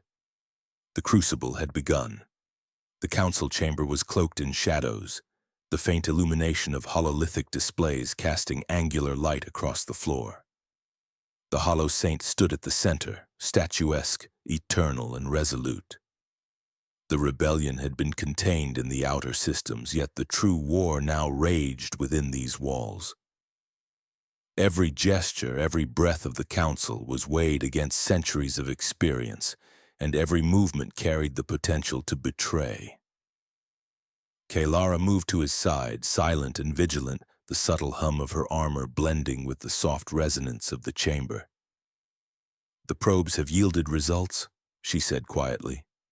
"Patterns converge on a single node within the council. The saboteur's influence is now clearly traceable. The hand will be revealed shortly." The Hollow Saint's eyes narrowed, reflecting both anticipation and cold calculation. "Then the time for observation ends," he said. "Preparation becomes confrontation. Loyalty, ambition, and deception will be measured, and the Empire's endurance depends upon the clarity of truth." High Senator Darien approached, bowing with careful decorum. "My lord," he said, voice smooth and measured, "I am at your command." Whatever measures you deem necessary, I am prepared to comply. The Hollow Saint's gaze pierced him, centuries of scrutiny compressed into a single, unyielding observation. Your compliance has never been in question, Darian. Your loyalty has been evaluated. Yet evidence indicates interference in fleet coordination, misrouting of orders, and subtle manipulation of biotransference systems. Patterns trace unmistakably to this council. Speak truthfully. What is your role in these events? Darian's hands were steady, but a faint tension betrayed the effort of maintaining control. I have only acted in the interest of the Empire, he replied, voice unwavering in tone but taut in subtle inflection. Every decision was calculated to preserve stability, to protect the Catan cluster from further chaos. My actions were necessary. The Hollow Saint's expression remained calm, yet the weight of his presence was suffocating. Necessary, he echoed. You manipulate the lives of thousands, disrupt fleets, and jeopardize the survival of planets, all in the name of necessity? You speak of loyalty, yet your hand conceals ambition beneath every decision. Darian's lips pressed into a thin line. Ambition is an accusation. My lord, I serve the Empire. My loyalty is measured? The Hollow Saint interrupted, his voice cold, precise, and deliberate. Calculated? Tested against opportunity?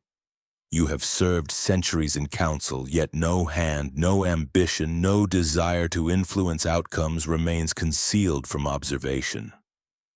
Truth is revealed by action, not assertion, and your actions speak more loudly than any vow of loyalty. Valeris stepped forward, her eyes sharp, reflecting both authority and careful judgment.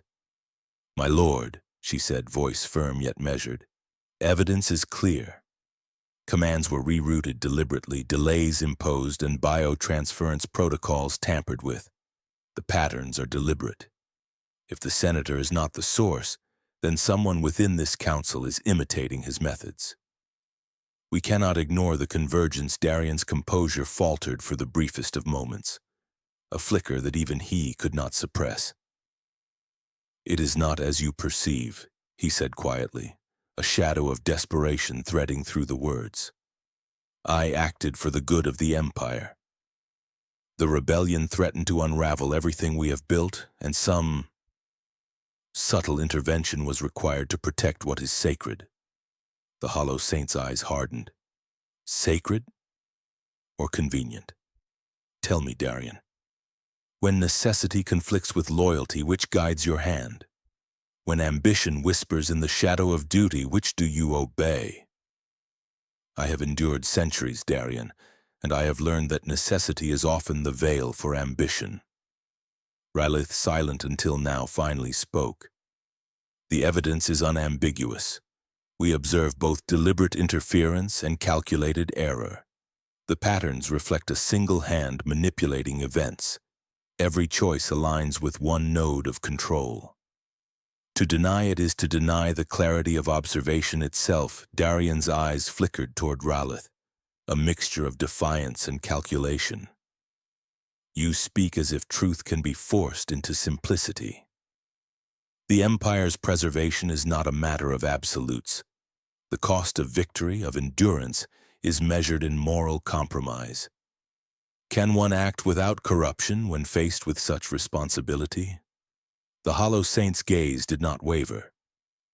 Corruption is not an abstract concept, Darian. It is the consequence of action when loyalty is subordinated to personal interest. The Empire is eternal in potential, fragile in execution. Your hand has fractured the lattice of trust, and every action must now be measured against the inevitability of consequence. Kalara stepped forward, her voice calm but carrying an edge of inevitability. My lord, the revelation of the saboteur is now complete. The evidence converges. Intervention, delay, and disruption all originate from the senator's node. The Empire's survival requires a decision. Act decisively or risk further compromise. Darian's shoulders tensed. "And if I acted from necessity?" he demanded, the faintest tremor betraying his fear. "If my actions were to preserve the Empire, to avert chaos, would that not justify the means?" The Hollow Saint's eyes glimmered with the light of distant stars.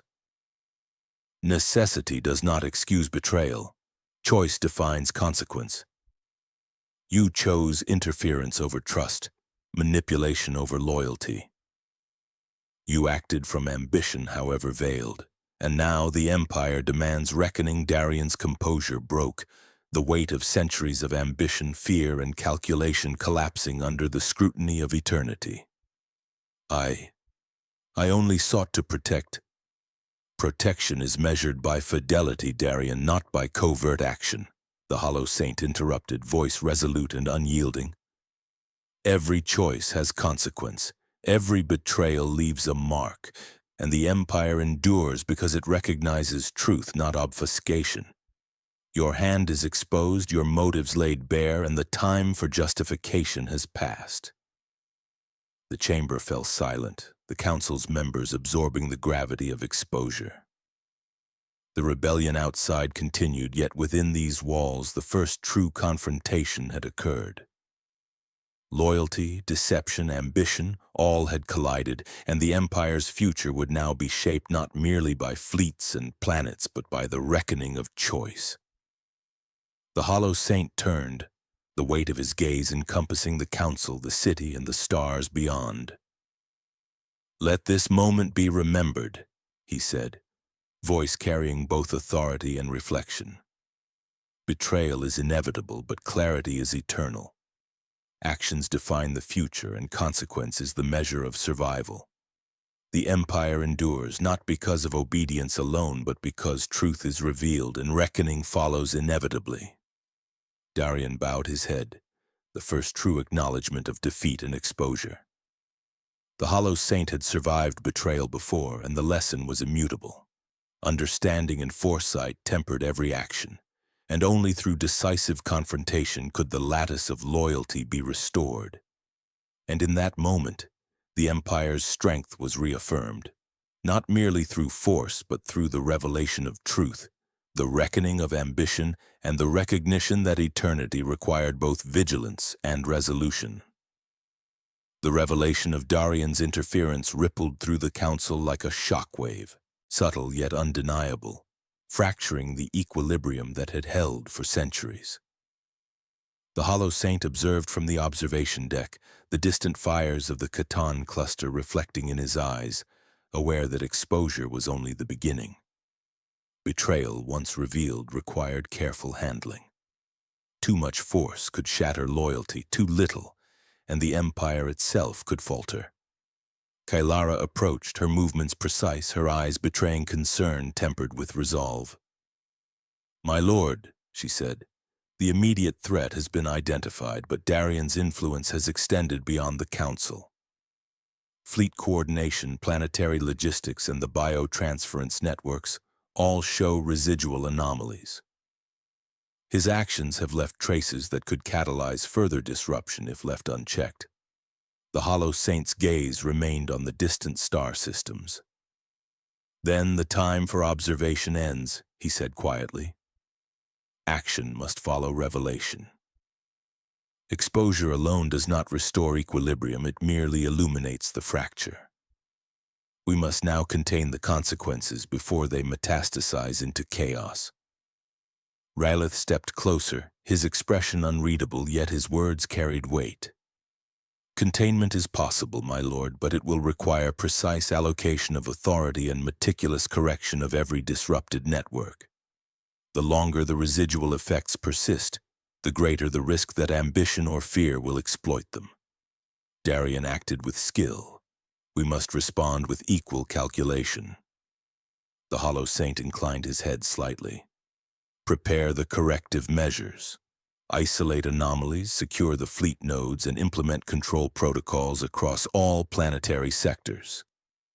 The Empire's survival rests not only upon loyalty, but upon the restoration of operational integrity." Valeris spoke then, her voice steady yet infused with urgency. And the council itself, my lord? Darian's position has been compromised, yet other members may harbor subtle ambitions or grievances. Should we initiate internal reassessment or risk fracturing cohesion through suspicion? The Hollow Saint's gaze swept the council chamber below, where subtle glances and restrained expressions betrayed cautious recalibration. Observation continues, he replied. Reassessment is not accusation, it is vigilance. Every member's choice will now be measured against consequence. The Empire survives not merely through obedience, but through comprehension of intent. A sudden alert interrupted their deliberation. Communications from the frontier fleets indicated renewed rebel activity on Altaris Prime, coordinated in a manner suggesting residual sabotage from Darian's earlier manipulations.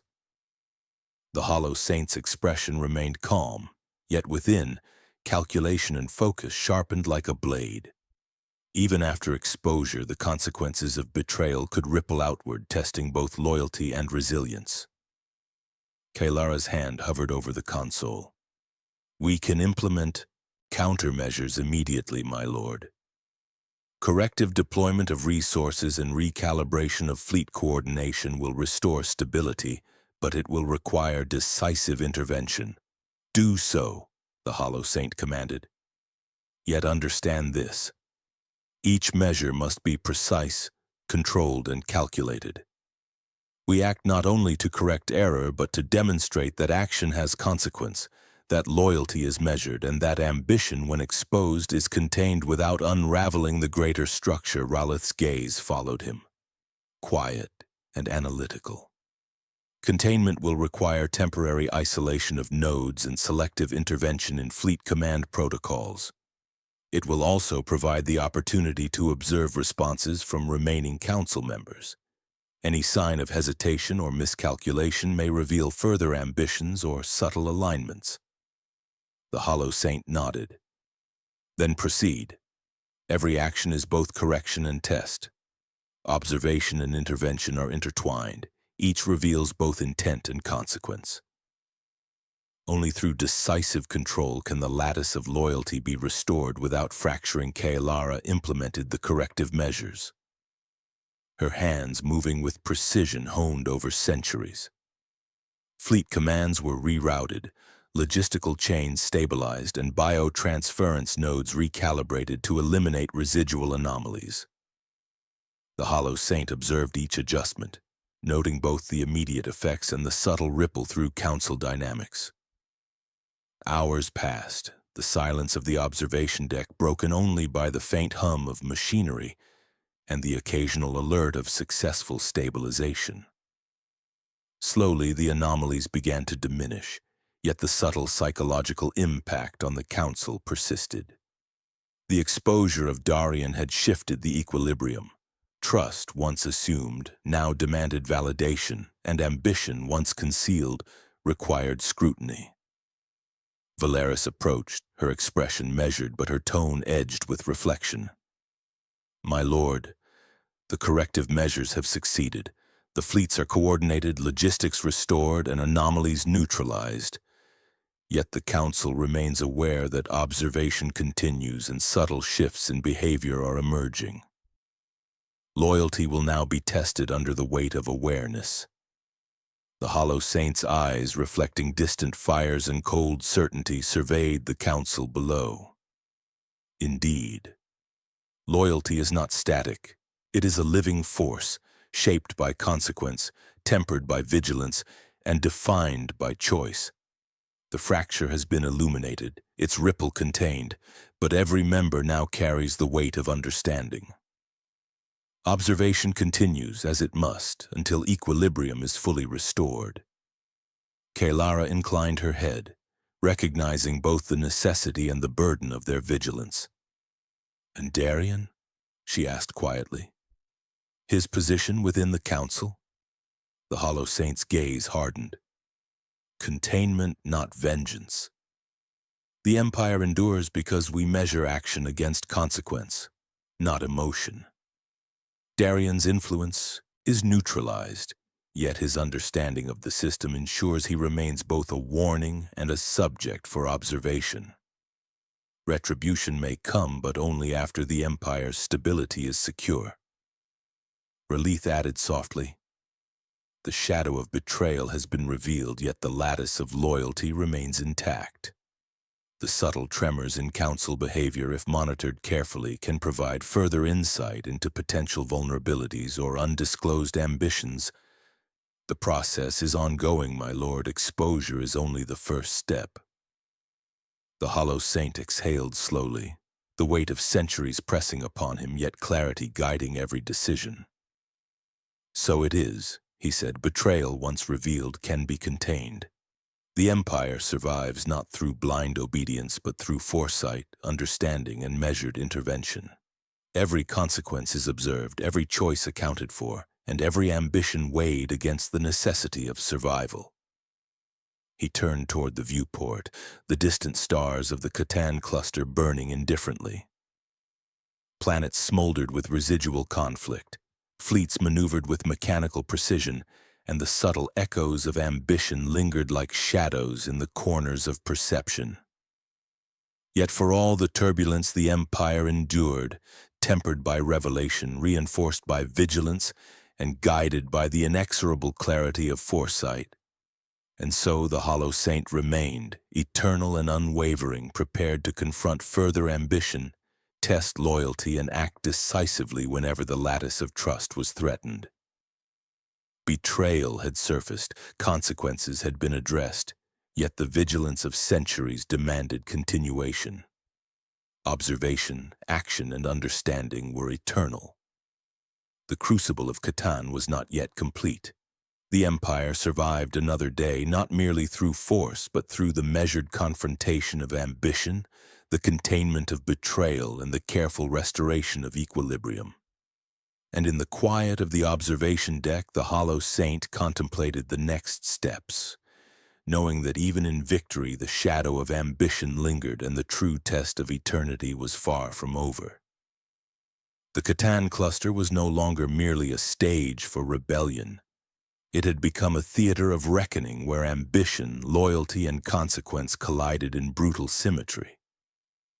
From the observation deck, the Hollow Saint watched fleets engage with precision, their movements echoing the cold logic of centuries.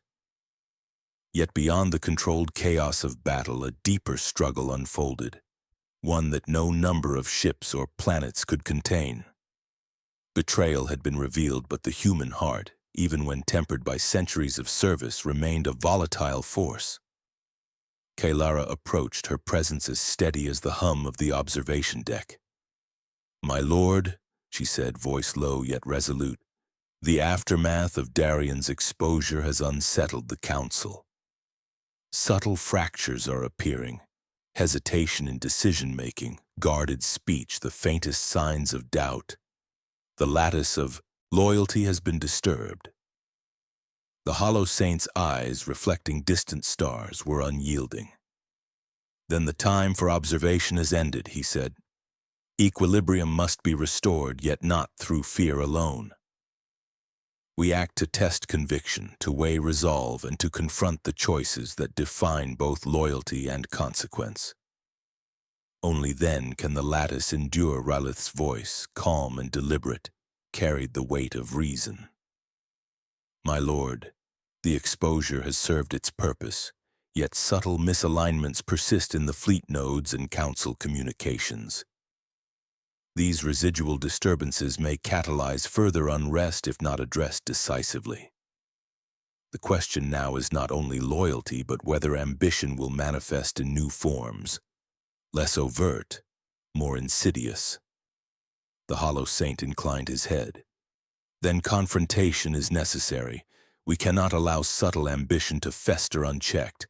Action must be precise, measured, and inevitable. Those who seek to subvert the lattice of loyalty must either reaffirm their allegiance or face consequence. The Empire survives through clarity, not uncertainty," Valeris approached, her tone tempered with caution. "And if conviction falters? If hesitation or fear drives action rather than reason?" The Hollow Saint's gaze hardened, cold and absolute. Conviction is forged in the crucible of consequence. Hesitation is natural yet observable. Those who act in doubt will reveal themselves as clearly as those who act in ambition. Both are equally visible to observation calibrated over centuries. The Empire endures because foresight tempers impulse and action defines loyalty. The council chamber was summoned, its vast interior resonating with the weight of authority. Darian remained present, constrained not by chains but by the immutable clarity of exposure. The subtle tension among other council members was palpable. Whispers of uncertainty, glances that lingered too long, the faintest tremor of self-interest. Each revealed the latent currents that ran beneath surface loyalty. The Hollow Saint entered, every movement deliberate, every step measured with the inexorable weight of centuries. Silence settled over the chamber, the only sound the faint hum of arcane machinery and distant comm signals. "We convene not merely to observe," he began, voice steady and unyielding, "but to confront the choices that define loyalty, ambition, and consequence. Betrayal has been revealed, exposure has occurred. The question now is how we act in the face of revealed truth." Darian's gaze met his, a mixture of fear, defiance, and fragile pride. "I have acted to preserve the Empire," he said, voice strained but deliberate. "Every measure was taken in the interest of survival. Even if my methods were flawed, the intent remained the preservation of Catan and its systems." The Hollow Saint's expression remained calm, yet the weight of his authority pressed like the gravity of a dying star. Intent does not absolve consequence. Actions shape outcome. Choice defines responsibility. You acted with ambition, Darian, whether cloaked in necessity or not. Every manipulation has consequences. Every interference leaves a trace. And now every choice will be weighed. Valeris stepped forward, her eyes sharp, voice firm. "We cannot allow hesitation to undermine stability. Corrective measures have been implemented, yet the Council itself must reaffirm loyalty. Each member will state their position clearly. Every omission, every subtle alignment will now be measured against the necessity of transparency." A murmur passed through the chamber, subtle yet undeniable. The weight of exposure and expectation pressed upon all present. For centuries they had served under the Hollow Saint's authority, yet now the veneer of controlled equilibrium had fractured, revealing both fear and latent ambition. Relith's voice, calm and deliberate, carried over the quiet. "Observe carefully. The patterns of speech, the alignment of response, the hesitation or certainty in each statement, all reveal intent. Loyalty is not assumed, it is measured. Ambition, once veiled, is now traceable in micro-expression, inflection, and choice." The council began, each member stating their affirmation of loyalty, their commitment to the lattice of command, their willingness to subordinate ambition to necessity. Subtle tremors betrayed hesitation, yet each statement was noted, analyzed, and measured. The Hollow Saint observed with unflinching precision, each response a thread in the lattice of trust and consequence. When all had spoken, the Hollow Saint's gaze fell once more upon Darian. "You have acted," he said, voice cold and absolute, "and your hand has fractured the lattice of loyalty. The consequences of your choices are now immutable.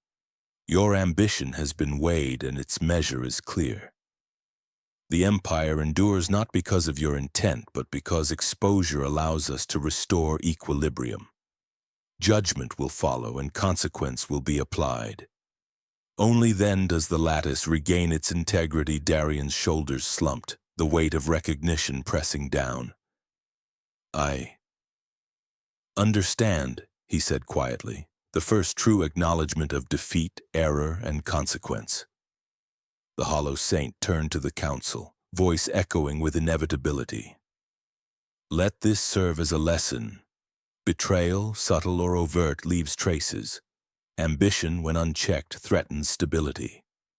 Loyalty is not assumed, it is earned through clarity, action, and consequence. The Empire endures because we confront both external rebellion and internal fracture with foresight and decisiveness. The Catan cluster continued to burn with conflict beyond the observation deck, yet within these walls a decisive reckoning had occurred. Betrayal had surfaced, loyalty had been tested, and consequence had begun to reshape the lattice of trust. The Hollow Saint remained eternal, vigilant, and resolute, prepared to weigh each future action, observe every subtle inflection of choice, and ensure that the Empire, tempered by clarity, would survive the storms of ambition. The crucible of Catan had tested loyalty, ambition, and consequence. And while the fires of rebellion burned on distant worlds, within the council chamber clarity had emerged, and the lattice of loyalty, though fractured, began to reform under the inexorable hand of foresight. The Catan cluster was aflame with war, the distant suns casting a blood-red glow over fleets locked in precise, merciless choreography. Yet the true battle was not fought among starships or burning worlds. It was waged within hearts, minds, and the subtle lattice of loyalty stretched taut across centuries.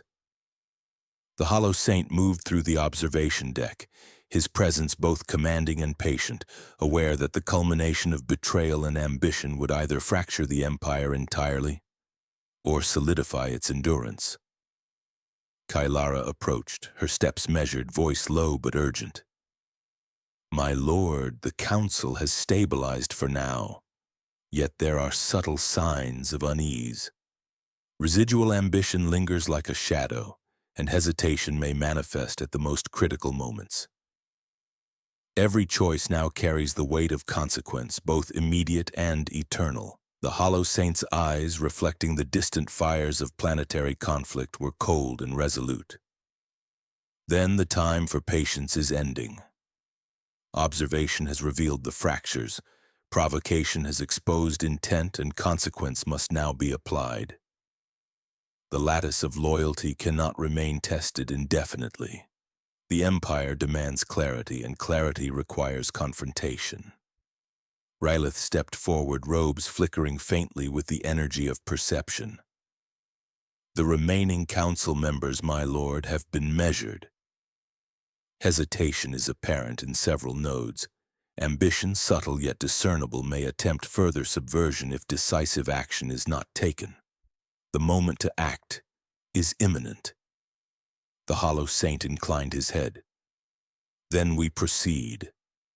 Not with vengeance, but with measured intervention. Loyalty is tested by consequence, and ambition must either be aligned or neutralized. We act not for punishment, but for the survival and endurance of the Empire." A sudden alert interrupted their deliberation. An unexpected spike in rebel activity on Altaris Prime. Fleet coordination faltered for mere moments, a subtle reminder that Darian's manipulations had left residual effects. The Hollow Saint's gaze hardened. Every ripple of error had to be corrected, every hesitation observed, and every potential betrayal anticipated. Kylara's hand hovered over the console. "The fleets can be recalibrated, my lord, and the anomalies corrected. Yet this must coincide with council intervention. Both the external and internal threats require simultaneous resolution to ensure the Empire's endurance." "Proceed," the Hollow Saint commanded. "Every action is both correction and demonstration. The lattice of loyalty is fragile until consequence is applied. Those who act under hesitation must observe the certainty of authority and the inevitability of outcome. Only then can equilibrium be restored." The council chamber was summoned for immediate deliberation, the members entering with careful formality. Darian remained present, silent, constrained not by chains but by the immutable clarity of exposure and consequence. The subtle tension among the remaining members was palpable. The threat of further consequence weighed against both ambition and fear. The Hollow Saint entered, each movement deliberate, the centuries of authority pressing like gravity. Silence fell over the chamber, broken only by the faint hum of arcane machinery and distant comm signals. "We convene for resolution," he said, voice steady and absolute. "Betrayal has been revealed, residual ambition measured and hesitation exposed. The time for deliberation has ended. Action, clarity, and consequence are now required." Darian's eyes met his, a mixture of fear, defiance, and fragile pride. "I acted in the interest of survival," he said, voice strained but controlled.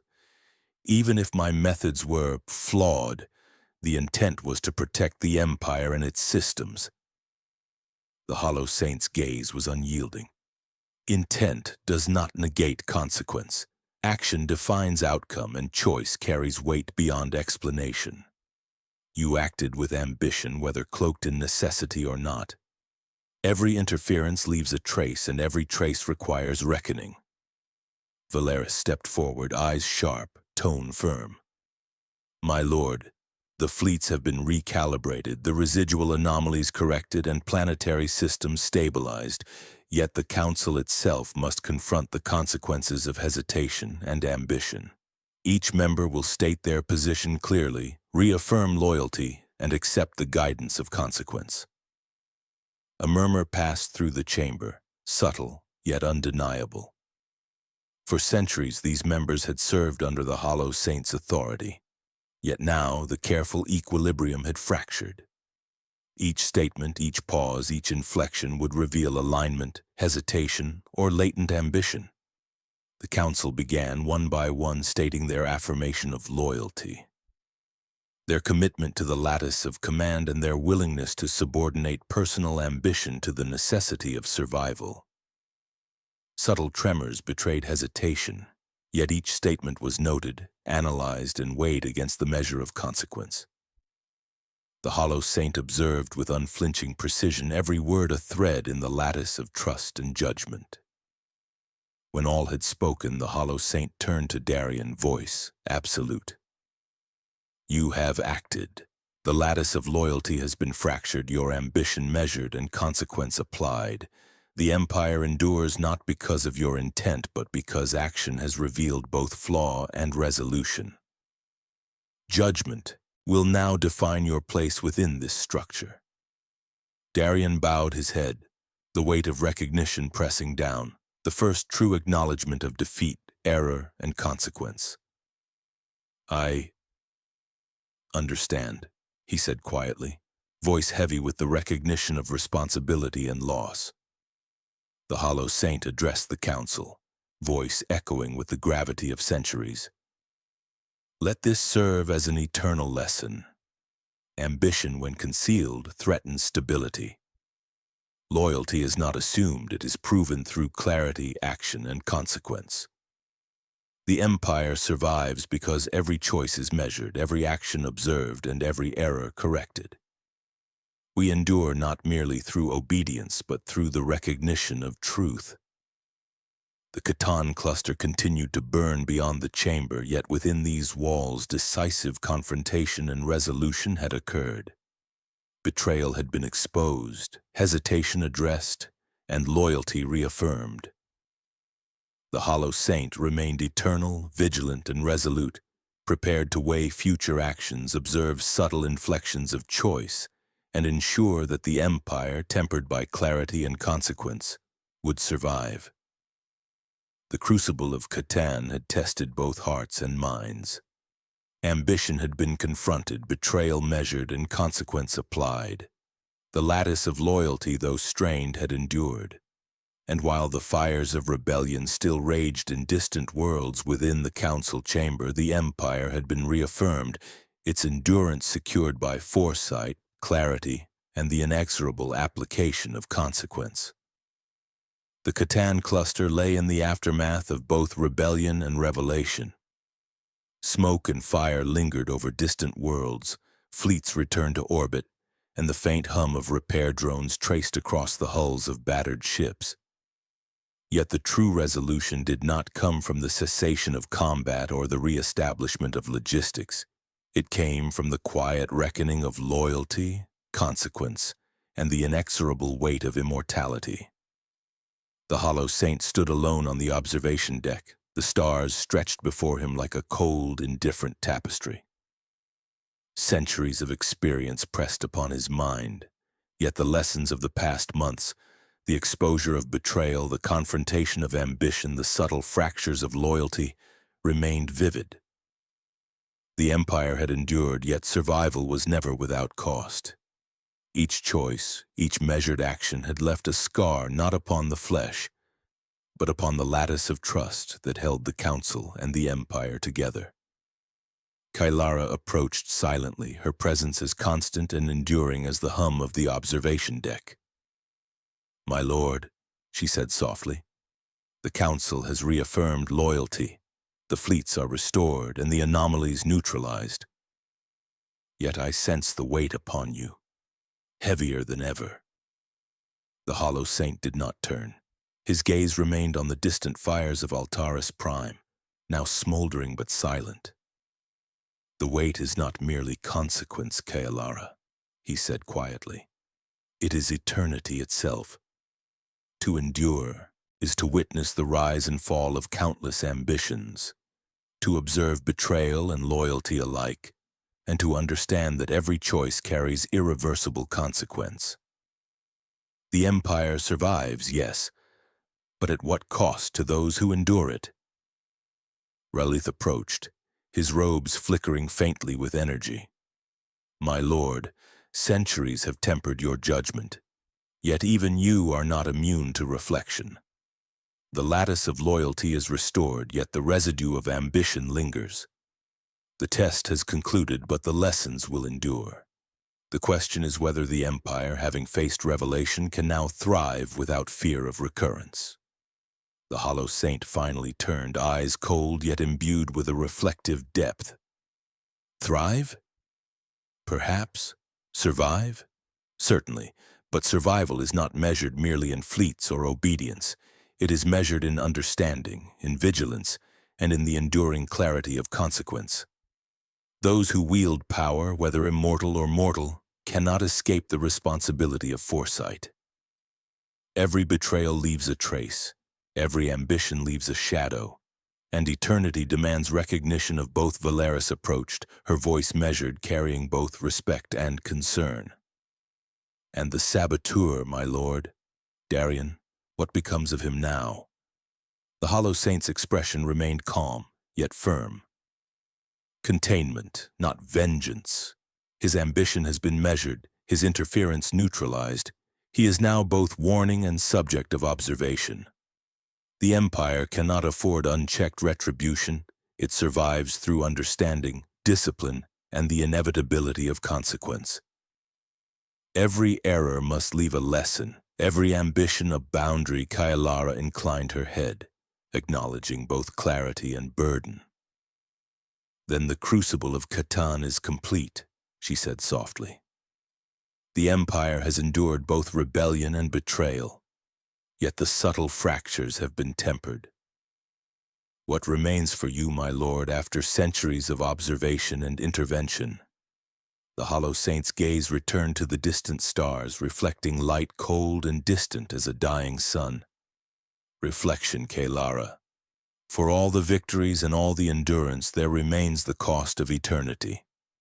To witness generations rise and fall, to observe betrayal, loyalty, and ambition in infinite cycles, is to bear the weight of all that survives and all that is lost. The Empire endures, but the heart of the observer carries every shadow, every choice, and every consequence." Ralith spoke again, voice soft and precise. "Is there solace in eternity, my lord? Or is survival itself the only reward?"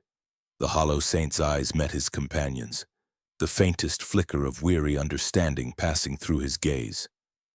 "Solace is ephemeral, Ralith. Survival is not a reward, it is a responsibility. Eternity grants perspective, clarity, and the capacity to endure, yet it also exacts its toll. To live is to observe, and to observe is to bear the weight of all choices. Even victory leaves scars unseen. A faint alert sounded across the observation deck. The fleets had completed full recalibration, planetary systems restored, and communications realigned. The Empire's lattice was stable once more, yet the silence that followed was almost louder than the chaos it replaced. The Hollow Saint stepped to the viewport, observing the Catan cluster in its quiet aftermath. Worlds smoldered, stars flickered, and yet through it all the Empire remained intact, tempered by consequence, vigilance, and enduring clarity. Kalara's voice broke the silence. The Council will continue its work, my lord. Stability has been restored. Perhaps now, for the first time in centuries, there is a moment for reflection without immediate crisis. The Hollow Saint exhaled slowly, the faintest trace of weariness passing over his features. Reflection, yes, he murmured. Yet even in peace, eternity carries responsibility. Every choice, every observation, every consequence must remain accounted for. To relax is to risk the integrity of the lattice, the survival of the Empire, and the clarity that defines vigilance. Ralith inclined his head, understanding the eternal burden. Then the crucible has not ended, my lord. It has only shifted in form. Observation, consequence, and vigilance endure, as does the weight upon those who wield authority. The Hollow Saint's gaze returned to the distant cluster of stars, a quiet fire burning in his expression. Endurance is the price of eternity, Ralith. Betrayal, loyalty, ambition, they are constants in the universe, and each must be measured, understood, and accounted for. The Empire survives because we endure, but the cost is eternal, reflective, and unrelenting. Kalara placed a hand briefly upon his arm, the gesture of faint acknowledgement of shared burden. Then we endure with you, my lord, she said softly. Through vigilance, through consequence, and through the awareness that eternity carries both shadow and light. The Hollow Saint nodded faintly, eyes returning once more to the distant fires of the Catan cluster, now slowly fading into calm. So it is, he said. The Empire has survived rebellion and betrayal, yet the weight of eternity endures. We endure, we observe, we act. And in the quiet aftermath, we remember all that has been lost, all that has been tested, and all that must continue.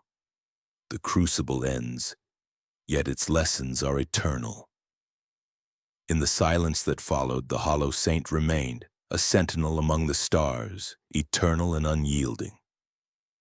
The Empire had endured, loyalty reaffirmed, ambition measured, and consequence applied.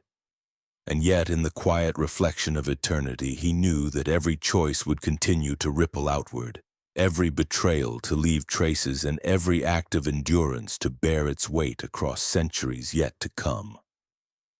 The Catan cluster, scarred and smoldering, was a testament not merely to victory but to the cost of survival, the inevitability of consequence, and the enduring burden of eternity. And the Hollow Saint, eternal observer and arbiter, remained to carry it all, the victories, the betrayals, and the unending responsibility of 1,000 lifetimes.